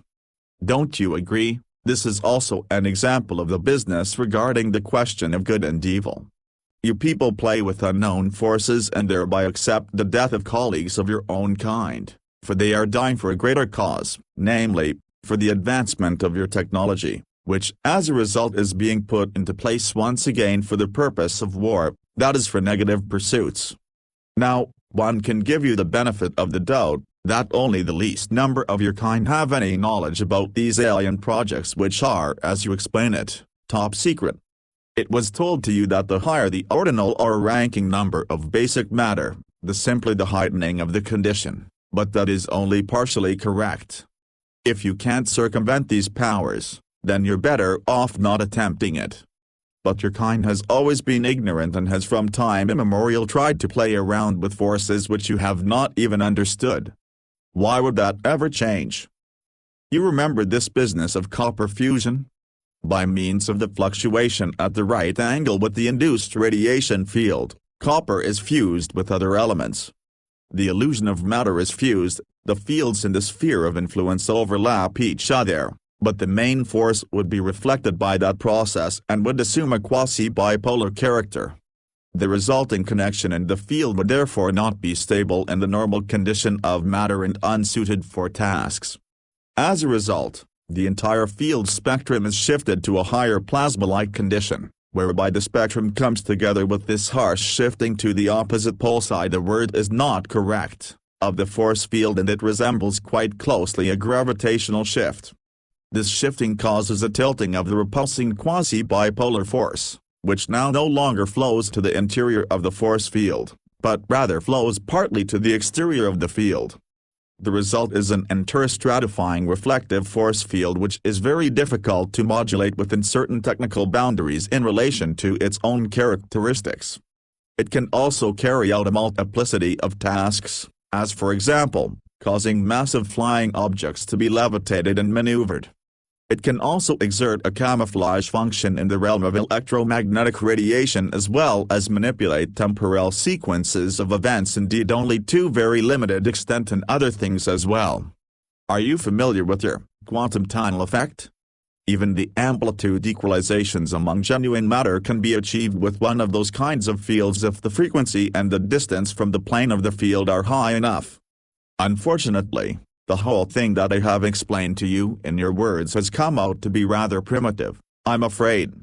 It sounds rather strange and certainly impossible for your comprehension, but perhaps this simple explanation can be of some use to you in helping you to understand. But then again, maybe not. Question: is there a scientific substantiation from paranormal powers, as for example with your powers of thought? Answer: yes. In order to explain that, one has to acknowledge the physical reality of the sphere of influence. Felddraw. I'll try to do it. Wait just a second. You are going to have to separate yourself mentally from the illusion that that which you see is the true nature of the universe. It is, at best, the surface of a side. Imagine for yourself that all the matter here you, this table, this pencil, this technical device, this paper, does not really exist, but that it is rather only the result of a field oscillation and a concentration of energy. All matter that you see, every creature, every planet and star in this universe, has an information energy equivalent in the sphere of influence which is located on a main field, the general level of things. Now, there is not only one level, but several. Last time, I had mentioned that highly developed species which is capable of changing levels, which is something completely different from the simple bubble changing, for bubbles are a part of each and every level. Do you understand? Dimensions, as you call them, are a part of a solitary bubble. Bubbles or universal foam are a part of a level, and levels are layers in the sphere of influence, while the sphere of influence, acting in the capacity of single physical size, is essentially unending. It is composed of innumerable information energy layers and general levels. There are in the sphere of influence no null levels, all are the same, but they are separated by means of their energy conditions. I notice that I am confusing you now. I think I ought to stop with this explanation. Question: no, please continue. How do concrete paranormal powers arise? Answer: well, okay then. Let's try something simpler. Again, it is not completely correct, but let's begin in this manner. Tangible matter on this side is mirrored in the sphere of influence, Felddraw, as a field with distinct layers. These layers contain information, as an example, about the simple structure of matter or the strain frequency, but also there is stored information stemming from the development of matter. Are you familiar with the human concept of morphogenetic fields? One part of the layer could be designated as such. Now there is still another intermediary layer for which you unfortunately have no human concept, since the theory is not common in human thinking. Let's call it a paralayer, for this layer is mainly responsible for everything which you call science paranormal and which lies outside the boundaries of your primitive science. This paralayer lies between the layers of matter and the morphogenetic layers of the field and the sphere of influence. It can actively integrate with both. Your body, for example, is mirrored as a field in the sphere of influence, Felddraw. That doesn't mean that it does not also exist here as well as flesh, blood, bones, and the form of matter strings or atoms, but not only that. Existence is always a duality. Some layers of the field contain simple information about the solid matter of your body and its frequency, while other layers contain information about your spirit, your consciousness, or, speaking from a human religious point of view, your soul. Awareness or consciousness in this case is a simple energy matrix, divided into different layers of your field in the sphere of influence, nothing more, nothing less. Genuine awareness can also exist here on the matter side, but only in the form of post-plasma, the fifth form of matter. With the necessary physical knowledge and the corresponding technology, the consciousness/awareness matrix, or soul, can also be separated from its field of rest. It can, despite its removal, continue to exist in a self-sufficient manner for a certain amount of time. That has the strange occult name of soul robbing. But above all, we're talking about science here, not about magic or dark forces. Comment by Ole K. The soul robbing was mentioned in one of the radical, religiously motivated comments in connection with the reptilian species. But back to your question, creatures with more powerful mental powers can have a direct influence on the paralayer by means of their consciousness/awareness fields. Now this layer is not limited only to the individual, but rather as a part of a general information layer. You could call it in a prosaic sense the community soul, that is connected with all animate and inanimate matter and all consciousness which exists on this main level. The biological cause for these abilities lies on the side of matter, by the way, in the pituitary gland, which always is in the position to generate the frequencies to actively control the sphere of influence. Felddraw. Even you people could theoretically do this, however, you are solidly blocked in these things. As I have said, the paralayer can interact with mind as well as with matter.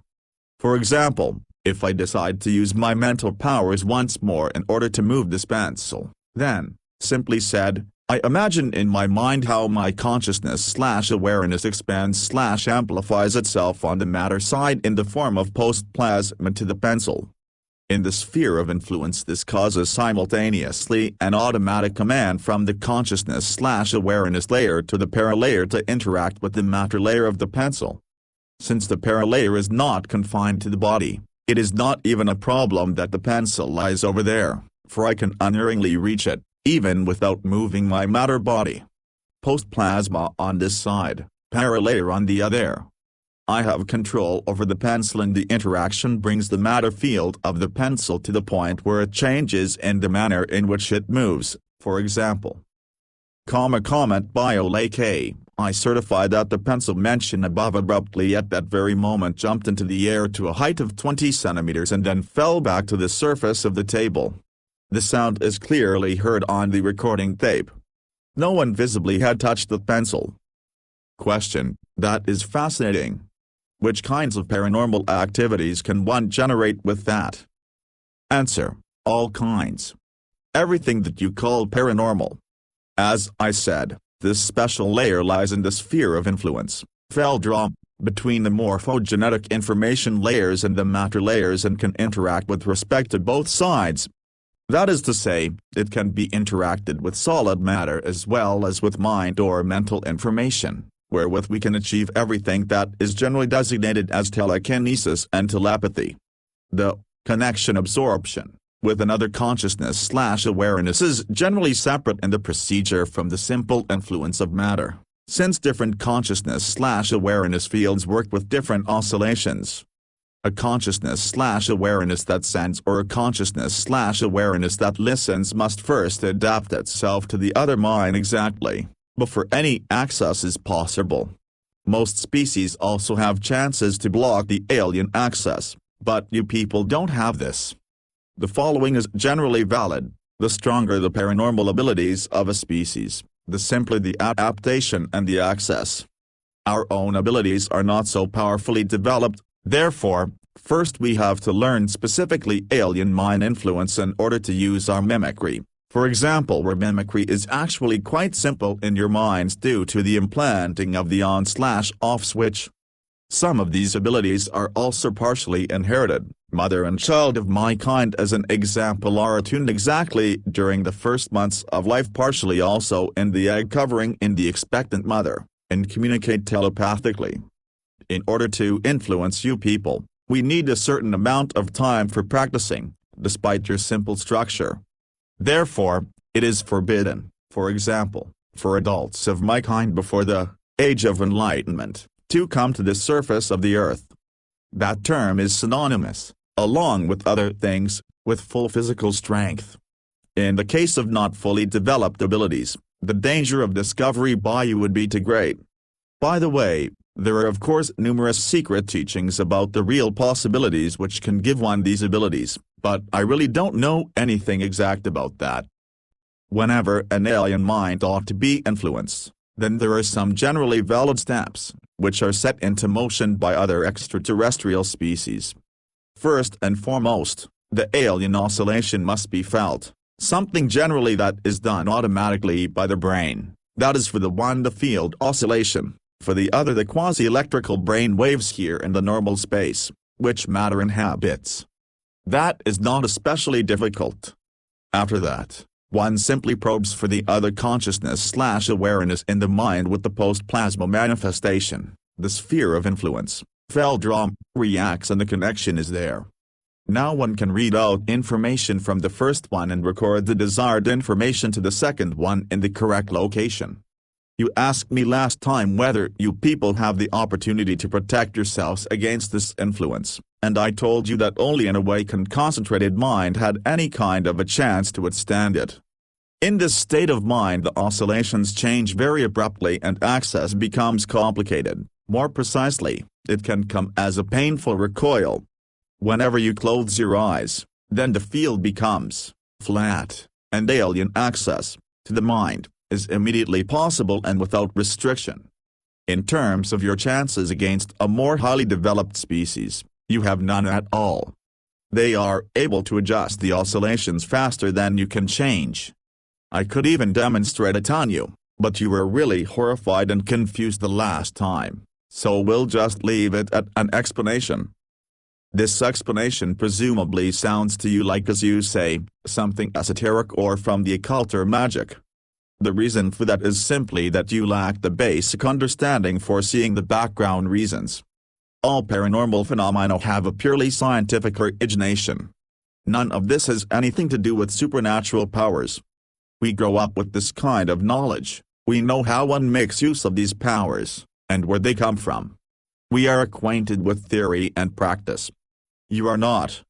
Therefore, you really don't understand what happens in your world. You see only one side of existence, not the other. I mean here both that are physical.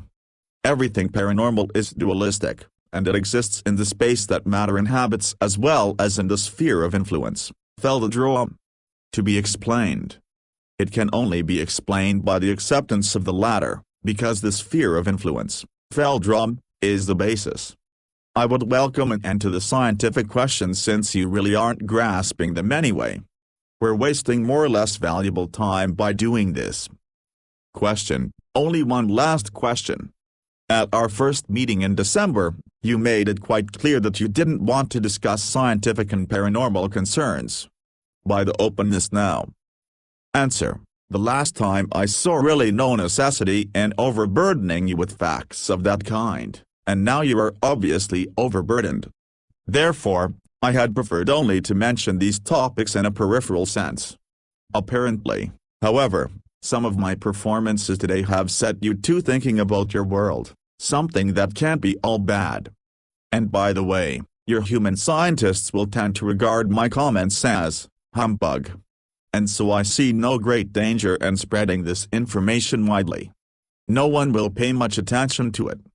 By the way, the words of people who have characterized me as a creature of evil have their basis in the belief in occult powers and magic, both of which things do not exist. There is no magic, only highly developed science, and everything that you label as magic is only a part of science. If you would only comprehend that, then you would be a step ahead in your development. My openness on this issue ends here. Pose other questions, please. Question: good. Let's talk about UFOs. Can you explain to me how our governments came into possession of UFO material to the point that they could start their own projects? Did it have anything to do with the Roswell incident? Answer: yes, but that incident was not the first one. I am no historian, I am studying only your current behavior, so my knowledge about those events in your history is presumably not very extensive. I will try to explain to you what I know about those things which happened at that time. Let me think about it for a second. In the years 1946 to 1953 in your timescale, there were 5 cases where extraterrestrial ships crashed to the surface of the Earth. In that crash, what you call the Roswell incident, there was not only one alien ship involved, but 2 that crashed after a collision in different parts of the land in the West, the one you call the USA. You have to know that the ships of this particular species can remain levitating in the air for a particular period of time even though they are damaged. That accounts for the spatial difference. in their crash locations. These were indeed not the first crashes, but by that time the second and the third. Another ship had crashed in 1946, but it was destroyed beyond usability. One thing first before the explanation, it certainly sounds ridiculous to you that such highly developed extraterrestrial ships simply crash, and that a relatively large number did so in a relatively short amount of time. The explanation for that is likewise more than strange, but it is correct. It does not lie in the ship's drive itself, but rather in the direction of the field to your planet. The species that we are discussing, and it was always in this time period that this species used a disc-shaped craft, used a propulsion system which ran according to the normal principle of fusion, to be sure, but one that at that time employed a more than unconventional method for field alignment. This method had various advantages but also disadvantages. The repelling field must of course lie in the absolute correct angle to the surface of the Earth. This species used an alignment technology in their ships, with which the field locked into place all points of the Earth's magnetic field. Now at that time this species had just arrived on the Earth, and their point of origin lay on a planet with a more stable magnetic field, for which they had developed and aligned their drive. The magnetic field of the Earth is not really all that stable. It is subject to cyclical variations and it forms field eddies under unfavorable conditions. Whenever a ship with one of those kinds of drives gets into a field fluctuation or into an eddy that is too strong, then for a short time the repelling field can no longer align itself correctly and the ship glides uncontrolled on its flight path. The drive is operating correctly, to be sure, but the field fluctuates in all directions, and because of that, the ship can crash. In the case from 1947 which you addressed, it is my understanding that one of the ships got caught in a fluctuation, its field linked up unintentionally with that of its squadron leader and it collided with another ship whereby both of them were heavily damaged. The cause for the magnetic fluctuation at that time was probably an electrical disturbance brought about by a weather event. Both ships crashed as a result. One of them fell near the collision point, the other 100 of your kilometers or so distant. All occupants were killed in the impact. The thin hull structure of that kind of disc craft is in and of itself not very stable, since those discs have not been designed for crashes as well as for flight in a field where there are exterior forces at work. Now, your human military collected the individual pieces at first until they discovered the whole ships with the dead creatures aboard. Immediately they classified everything as top secret, and brought them to their military bases in order to analyze the drive. The secret endeavor was to set the alien technology in place later against evil enemies of that great country. That is as primitive as it is ridiculous. I believe I remember, I don't want to specify exactly your date, that it was probably between 1949 and 1952 that there was a rather bad accident during some research being done on one of the wrecks. According to what I heard, what members of my species were told by members of that government, it resulted in an unintentional activation of one of the drive's components in the unshielded condition. As a result, for a very short period of time, how should I phrase this, there was an unchecked shift of the environment to a plasma-like condition, which on the other hand, through a very, very unfortunate accident, caused an overturning of the general power field into a magnetic pulse of immense power. Do you have any idea what kind of an effect a plasma magnetic jolt has when it comes into contact with an organism? No, how should you know that? Of course you don't. Disturbance in the structure of the field and bioelectric feedback. Imagine, if you will, a human body which is engulfed in bright flames for 3 or 4 of your days.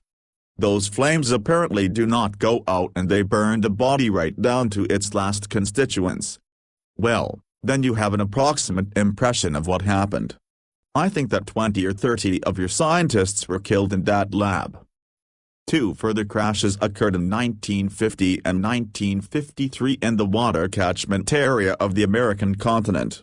Those ships were able to be recovered from the crashes relatively intact. The one in 1953, as I remember, even had an intact drive core.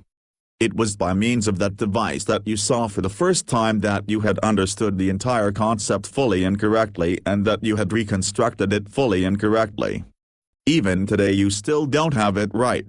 That species, which had built the ships in the first place, a species which I, by the way, count among those who are unfriendly towards you, was naturally worried about the investigation of their own technology by your kind. They did not want, however, at that early point in time, to begin direct conflict with you, and so they chose the diplomatic path and came into contact with that government during your 1960s.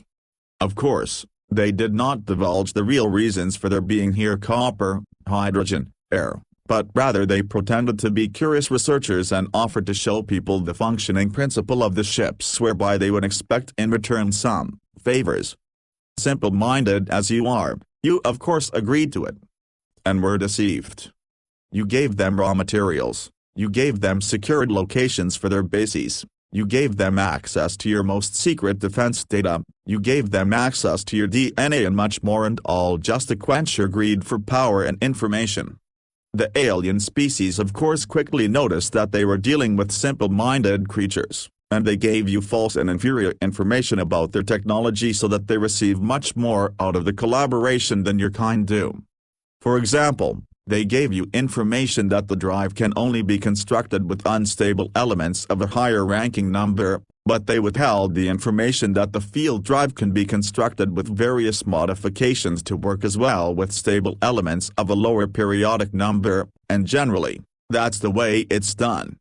Through these half-truths, they made you dependent on the synthesizing of high-numbered elements, and thereby renewed by their own technology.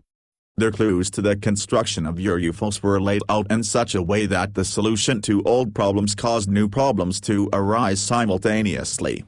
They never told you the complete truth, but always built in again and again clever lies, which later lead to technical problems and to your dependence on them. In the last years of your 1970s and your early 1980s, it finally came down to various events between the alien species and that human government. I don't want to go into detail here since there is much that even I'm not exactly sure of. The whole thing lay in the context with some new, or better said, the old technical problems with your own self-constructed ships whose camouflage and drive partially failed to function in test flights in the open. Because of that, the function of secrecy was threatened. Your military and your politicians very slowly came to the conclusion after more than 20 years of this that they had been deceived by that alien species. Multitudinous incongruities and the overstepping of bounds of the treaties by both sides finally led to an altercation between you and the extraterrestrials, which culminated in the lift-off of 3 of the alien aerial objects through a special electromagnetic pulse weapon and a military skirmish at one of their underground installations. As a consequence of these attacks, the alien species ultimately withdrew from all contact with you and was understandably more than angered about your kind. Therefore, I count these extraterrestrials among the 3 groups who are hostile towards you, and while the other 2 are more occupied with their own business, among them waging a cold war for dominance on your planet, your old friends and partners are preparing to supply themselves finally with the sole and absolute dominance over raw materials and human DNA. At the moment it is probably true that they lack some of the technical possibilities and the large amount of forces which they need in order to achieve their goals directly. In spite of that, we are counting on negative actions, possibly ever of a more subtle kind, against you in the next few years or decades. Question: will the other extraterrestrial species undertake nothing against these warlike actions? Specifically, something ought to be on Earth for the more highly developed species. Answer: you're wrong there.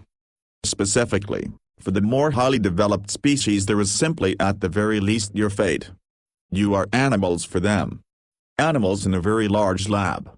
Understandably, an alien intervention on your planet would disturb their projects, but I don't think that they accept the confrontation with other species for it. Many of them could look for another research planet for themselves, or they could study over long distance your behavior and your consciousness/awareness, since crisis situations could have an attraction for their studies.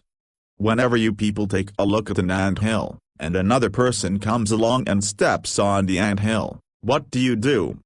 You go on your way, or you search for another anthill, or you observe the ants in their crisis condition.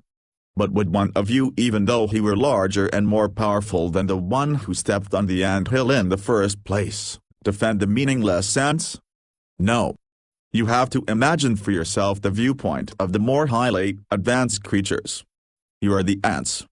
Don't expect any help from them. Of course, we would also ask for help when it became clear that your old partners were ganging up on you. Some members of that human government are fully aware of our existence, also partially owing to an old religious basis. For example, there is a gigantic partially underground building in the capital which is totally dedicated to my species, and that also has a direct approach to an elevator shaft into an underground system. In this building, partial meetings have taken place and do take place between us and humans. We have passed on information to you in the last few years. According to what I know, we will keep ourselves as far away from the conflict as we can. You ought to learn to solve your own problems yourselves, or to become intelligent enough never to create those kinds of situations. What will come and who will possibly place themselves on your side, only time will tell. I really do not want to make any indications about that. Question: I have here 5 prints of different UFOs, which claim to show UFOs. Can you take a look at the pictures and tell me in which of them actual extraterrestrial aerial craft can be seen? Answer: I can't try it. You pose many questions to me today which even I cannot answer unequivocally. Don't overestimate my knowledge. I'm no expert in alien technology and the construction of extraterrestrial ships. To be sure, there are mostly some technical details and peculiarities about genuine UFOs, with whose help one can easily differentiate them from natural phenomena or human forgeries. You falsify sometimes the pattern of genuine ships, therefore, it is not so easy simply with absolute certainty to identify an object. I'll try it. Show me the photos. Comment by Olake. She considered the pictures respectively for only a couple of seconds and then sorted out photos 1, 3 and 5. These 3 pictures here are obvious counterfeits or erroneous identifications. And the one picture, it certainly seems to me that a real existing ship of an alien species was adapted for a small model here. It lacks important characteristics which are tied in with the technically and physically associated field. Generally speaking, a picture is all the more fake, the clearer the outline and the colors are, because a levitating ship is generally hidden in a shifted field condition that even distorts the colors or the forms according to alignment. It might perhaps sound strange, but hazy and spectrally shifted photos are sometimes to be interpreted as an indication for a possibly authenticity. By the way, this object is floating above the water. If it were a genuine ship, we would have to see in any case either a trough or a swell on the surface. Since the surface is flat, it is obviously not a genuine ship. In my opinion, none of these 3 pictures show genuine objects in flight or UFOs. Here in this picture I see above all no artificial object in flight. It seems much more to deal with only a light reflex in your simple optical cameras. You really ought to be intelligent enough not to fall for a mix-up like that. When your general public chases counterfeits and frauds for a long time, then they will presumably discover too late what is really going on in front of them in their atmosphere. Photo 2, Albiosque, France, 1974. This one seems to be genuine, at least it displays the necessary characteristics. I would assign it at first glance to an alien species who have been visiting your planet for the last 35 years or so. The object itself is metallic and disc-shaped. Certainly it is distorted in form and color by means of a field effect. These 4 white and very long processes on the underside of the ship itself portray a kind of quasi-gravitational light manipulation, that is, the universal force field is being shifted in the direction of a simulated gravity. Actually, It is not a genuine light. It is mostly not a genuine light whenever you see illuminating UFOs, but a special strongly charged form field which manifests itself in the space that matter inhabits as a quasi-light. The reason for the activation of the special high-energy system in an atmosphere is not completely clear to me. It's possible that it is a kind of investigating or influencing of the environment. In any case, it is terribly careless of that species to allow this technology to be photographed by humans. Well, I guess that most of you just plain don't understand it, and those who do will not say anything about it to the general public. Photo 4, Petit Chain, Belgium, 1990. This is in fact a genuine aerial object. It is in no way extraterrestrial. Triangular aerial objects in flight are simply not used by alien species, or not in this form, at least. That streamlined kind of form is a human concept.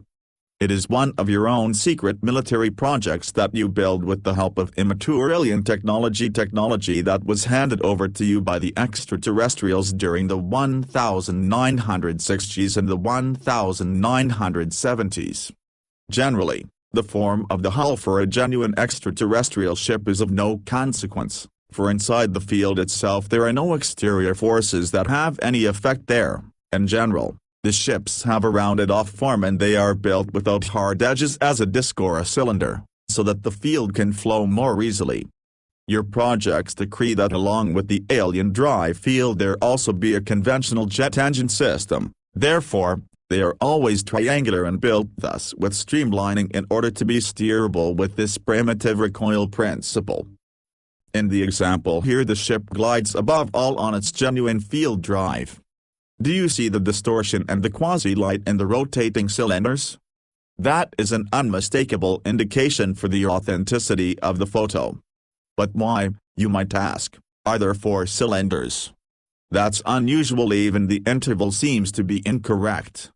The coloring is very dark and the interior optical distortion is very noticeable.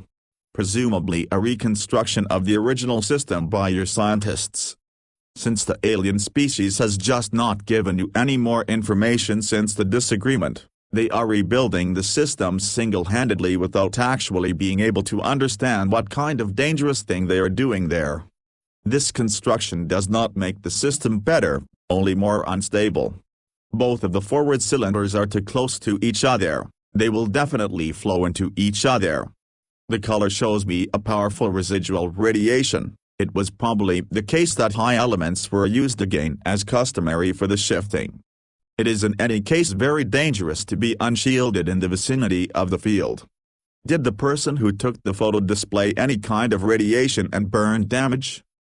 Question: I don't know. Where do these military UFOs come from? From the United States? Answer: yes.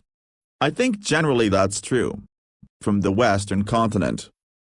Question: why then do they fly over thickly populated areas of Europe? This photo comes from Belgium. That doesn't make any sense. Can you explain? Answer: why is it that only I am able to explain strange human deeds? It's possible that these are long-distance tests or tests with the electromagnetic camouflage systems. The old enemy of the American nation is on this side of the world, so why shouldn't they test here?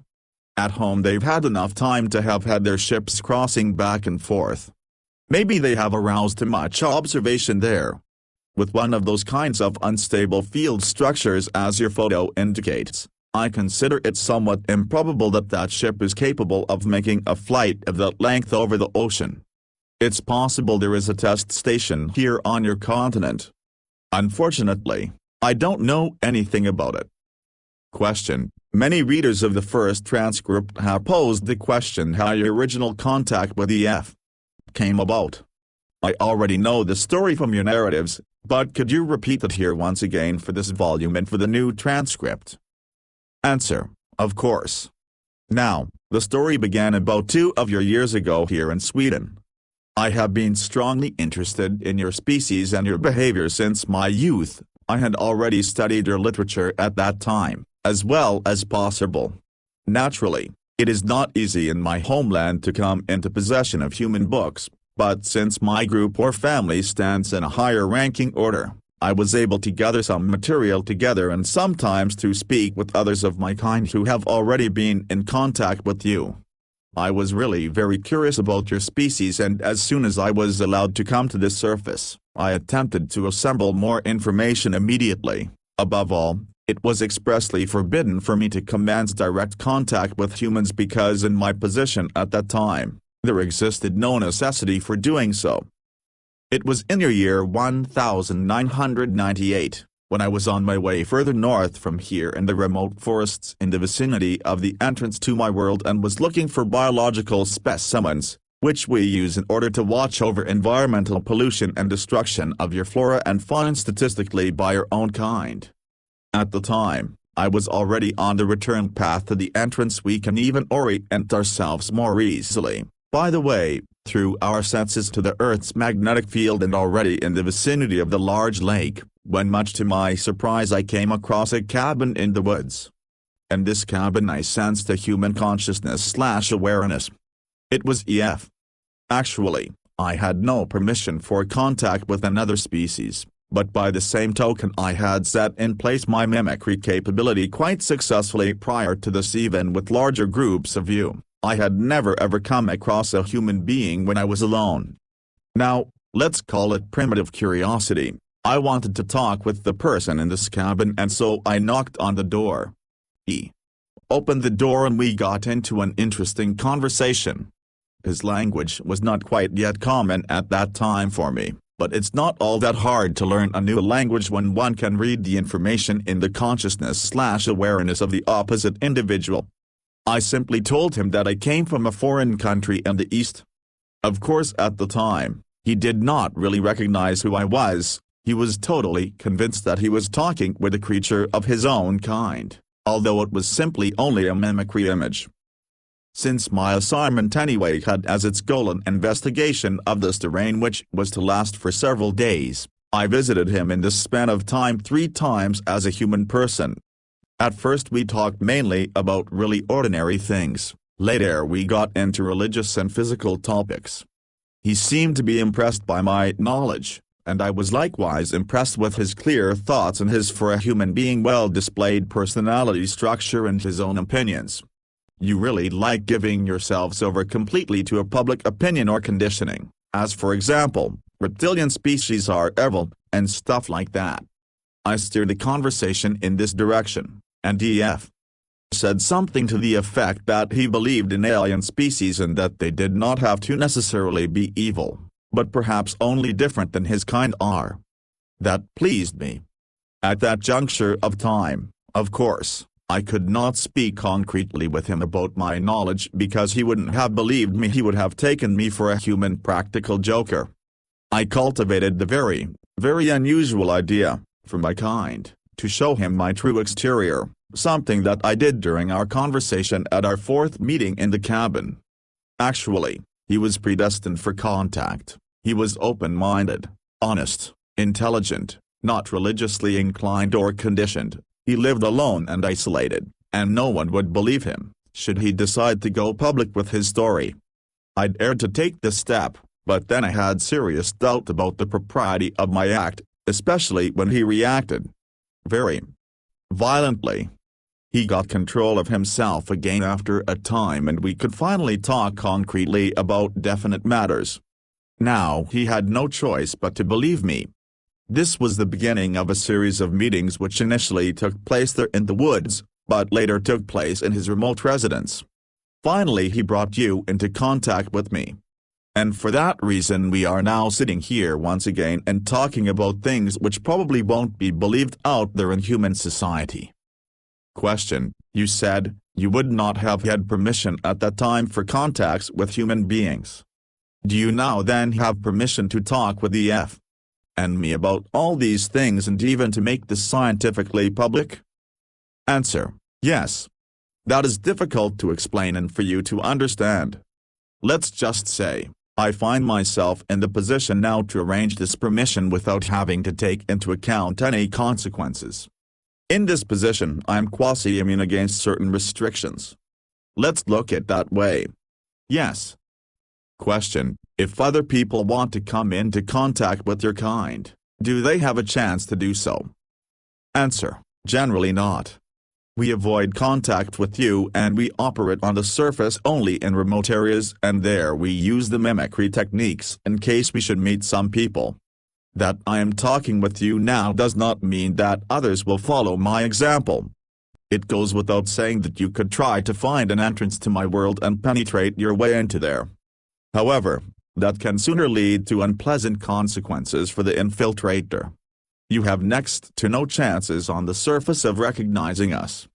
You can't even contact us directly, we have to contact you, just as I did with EF. Those kinds of contacts, however, are not the rule but are very rare occurrences. Question: can you describe your subterranean homeland location? Answer: I can attempt to do so, but I certainly will not tell you where this place is located. My homeland lies in one of our smaller underground settlements to the east of here. I'll give you some numbers so that you can make a better impression for yourself. Just a minute. I have to try to convert the measurements approximately into your units. It is a dome-shaped cavern at a distance of about 4,300 meters from the Earth's surface. The cavern was organized as a colony about 3,000 years ago. A major portion of the ceiling structure is artificially integrated into the rock and the form was remodeled into an almost elegantly proportioned and very flat dome with an oval ground plan. The diameter of the dome according to your measures is about 2.5 kilometers. The height of the dome at the highest point is about 220 meters. Underneath that highest point in every colony there stands a special whitish-gray cylindrical building, a kind of supporting column which holds the honeycomb net carrying structure of the dome. This building is the tallest, largest and oldest in the entire dome, for it is always situated as the first construction together with the security of the ceiling. In the meantime, of course, there were times when it was completed and reconditioned. That building has a very special name and religious significance. We have only one of those columns. Larger colonies even have more columns according to the construction of the ceiling. One of the main colonies in Inner Asia has, as an example, 9 of those kinds of supports, but that colony is also over 25 of your kilometers in size. The central building is generally a center of religion, but also a center for climate control, and a center for the behavior and the regulation of the lighting system. We have at our location altogether 5 large artificial light sources which generate your UV light and its warmth through gravitational sources.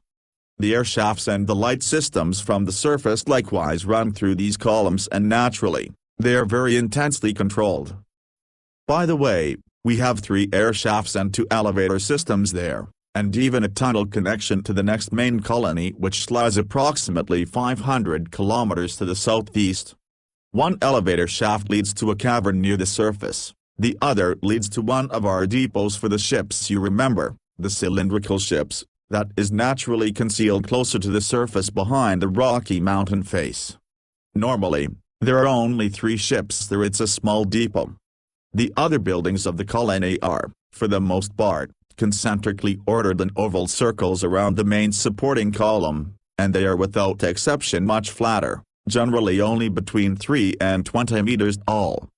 The shape of the buildings is round and dome-like. The color is even differentiated according to circle and distance from the main column. To the north of the column, there is an additional, very large but very flat round building. This building interrupts the concentric system of the colony with its diameter of about 250 meters. It is the artificial sun zone in which specially illuminated corridors and rooms are housed. In these locations very powerful UV light predominates, and they are used in order to warm our blood. There is even a medical dispensary and a meeting room located there. Beyond the outer ring of the colony, there are zones in which animals are kept.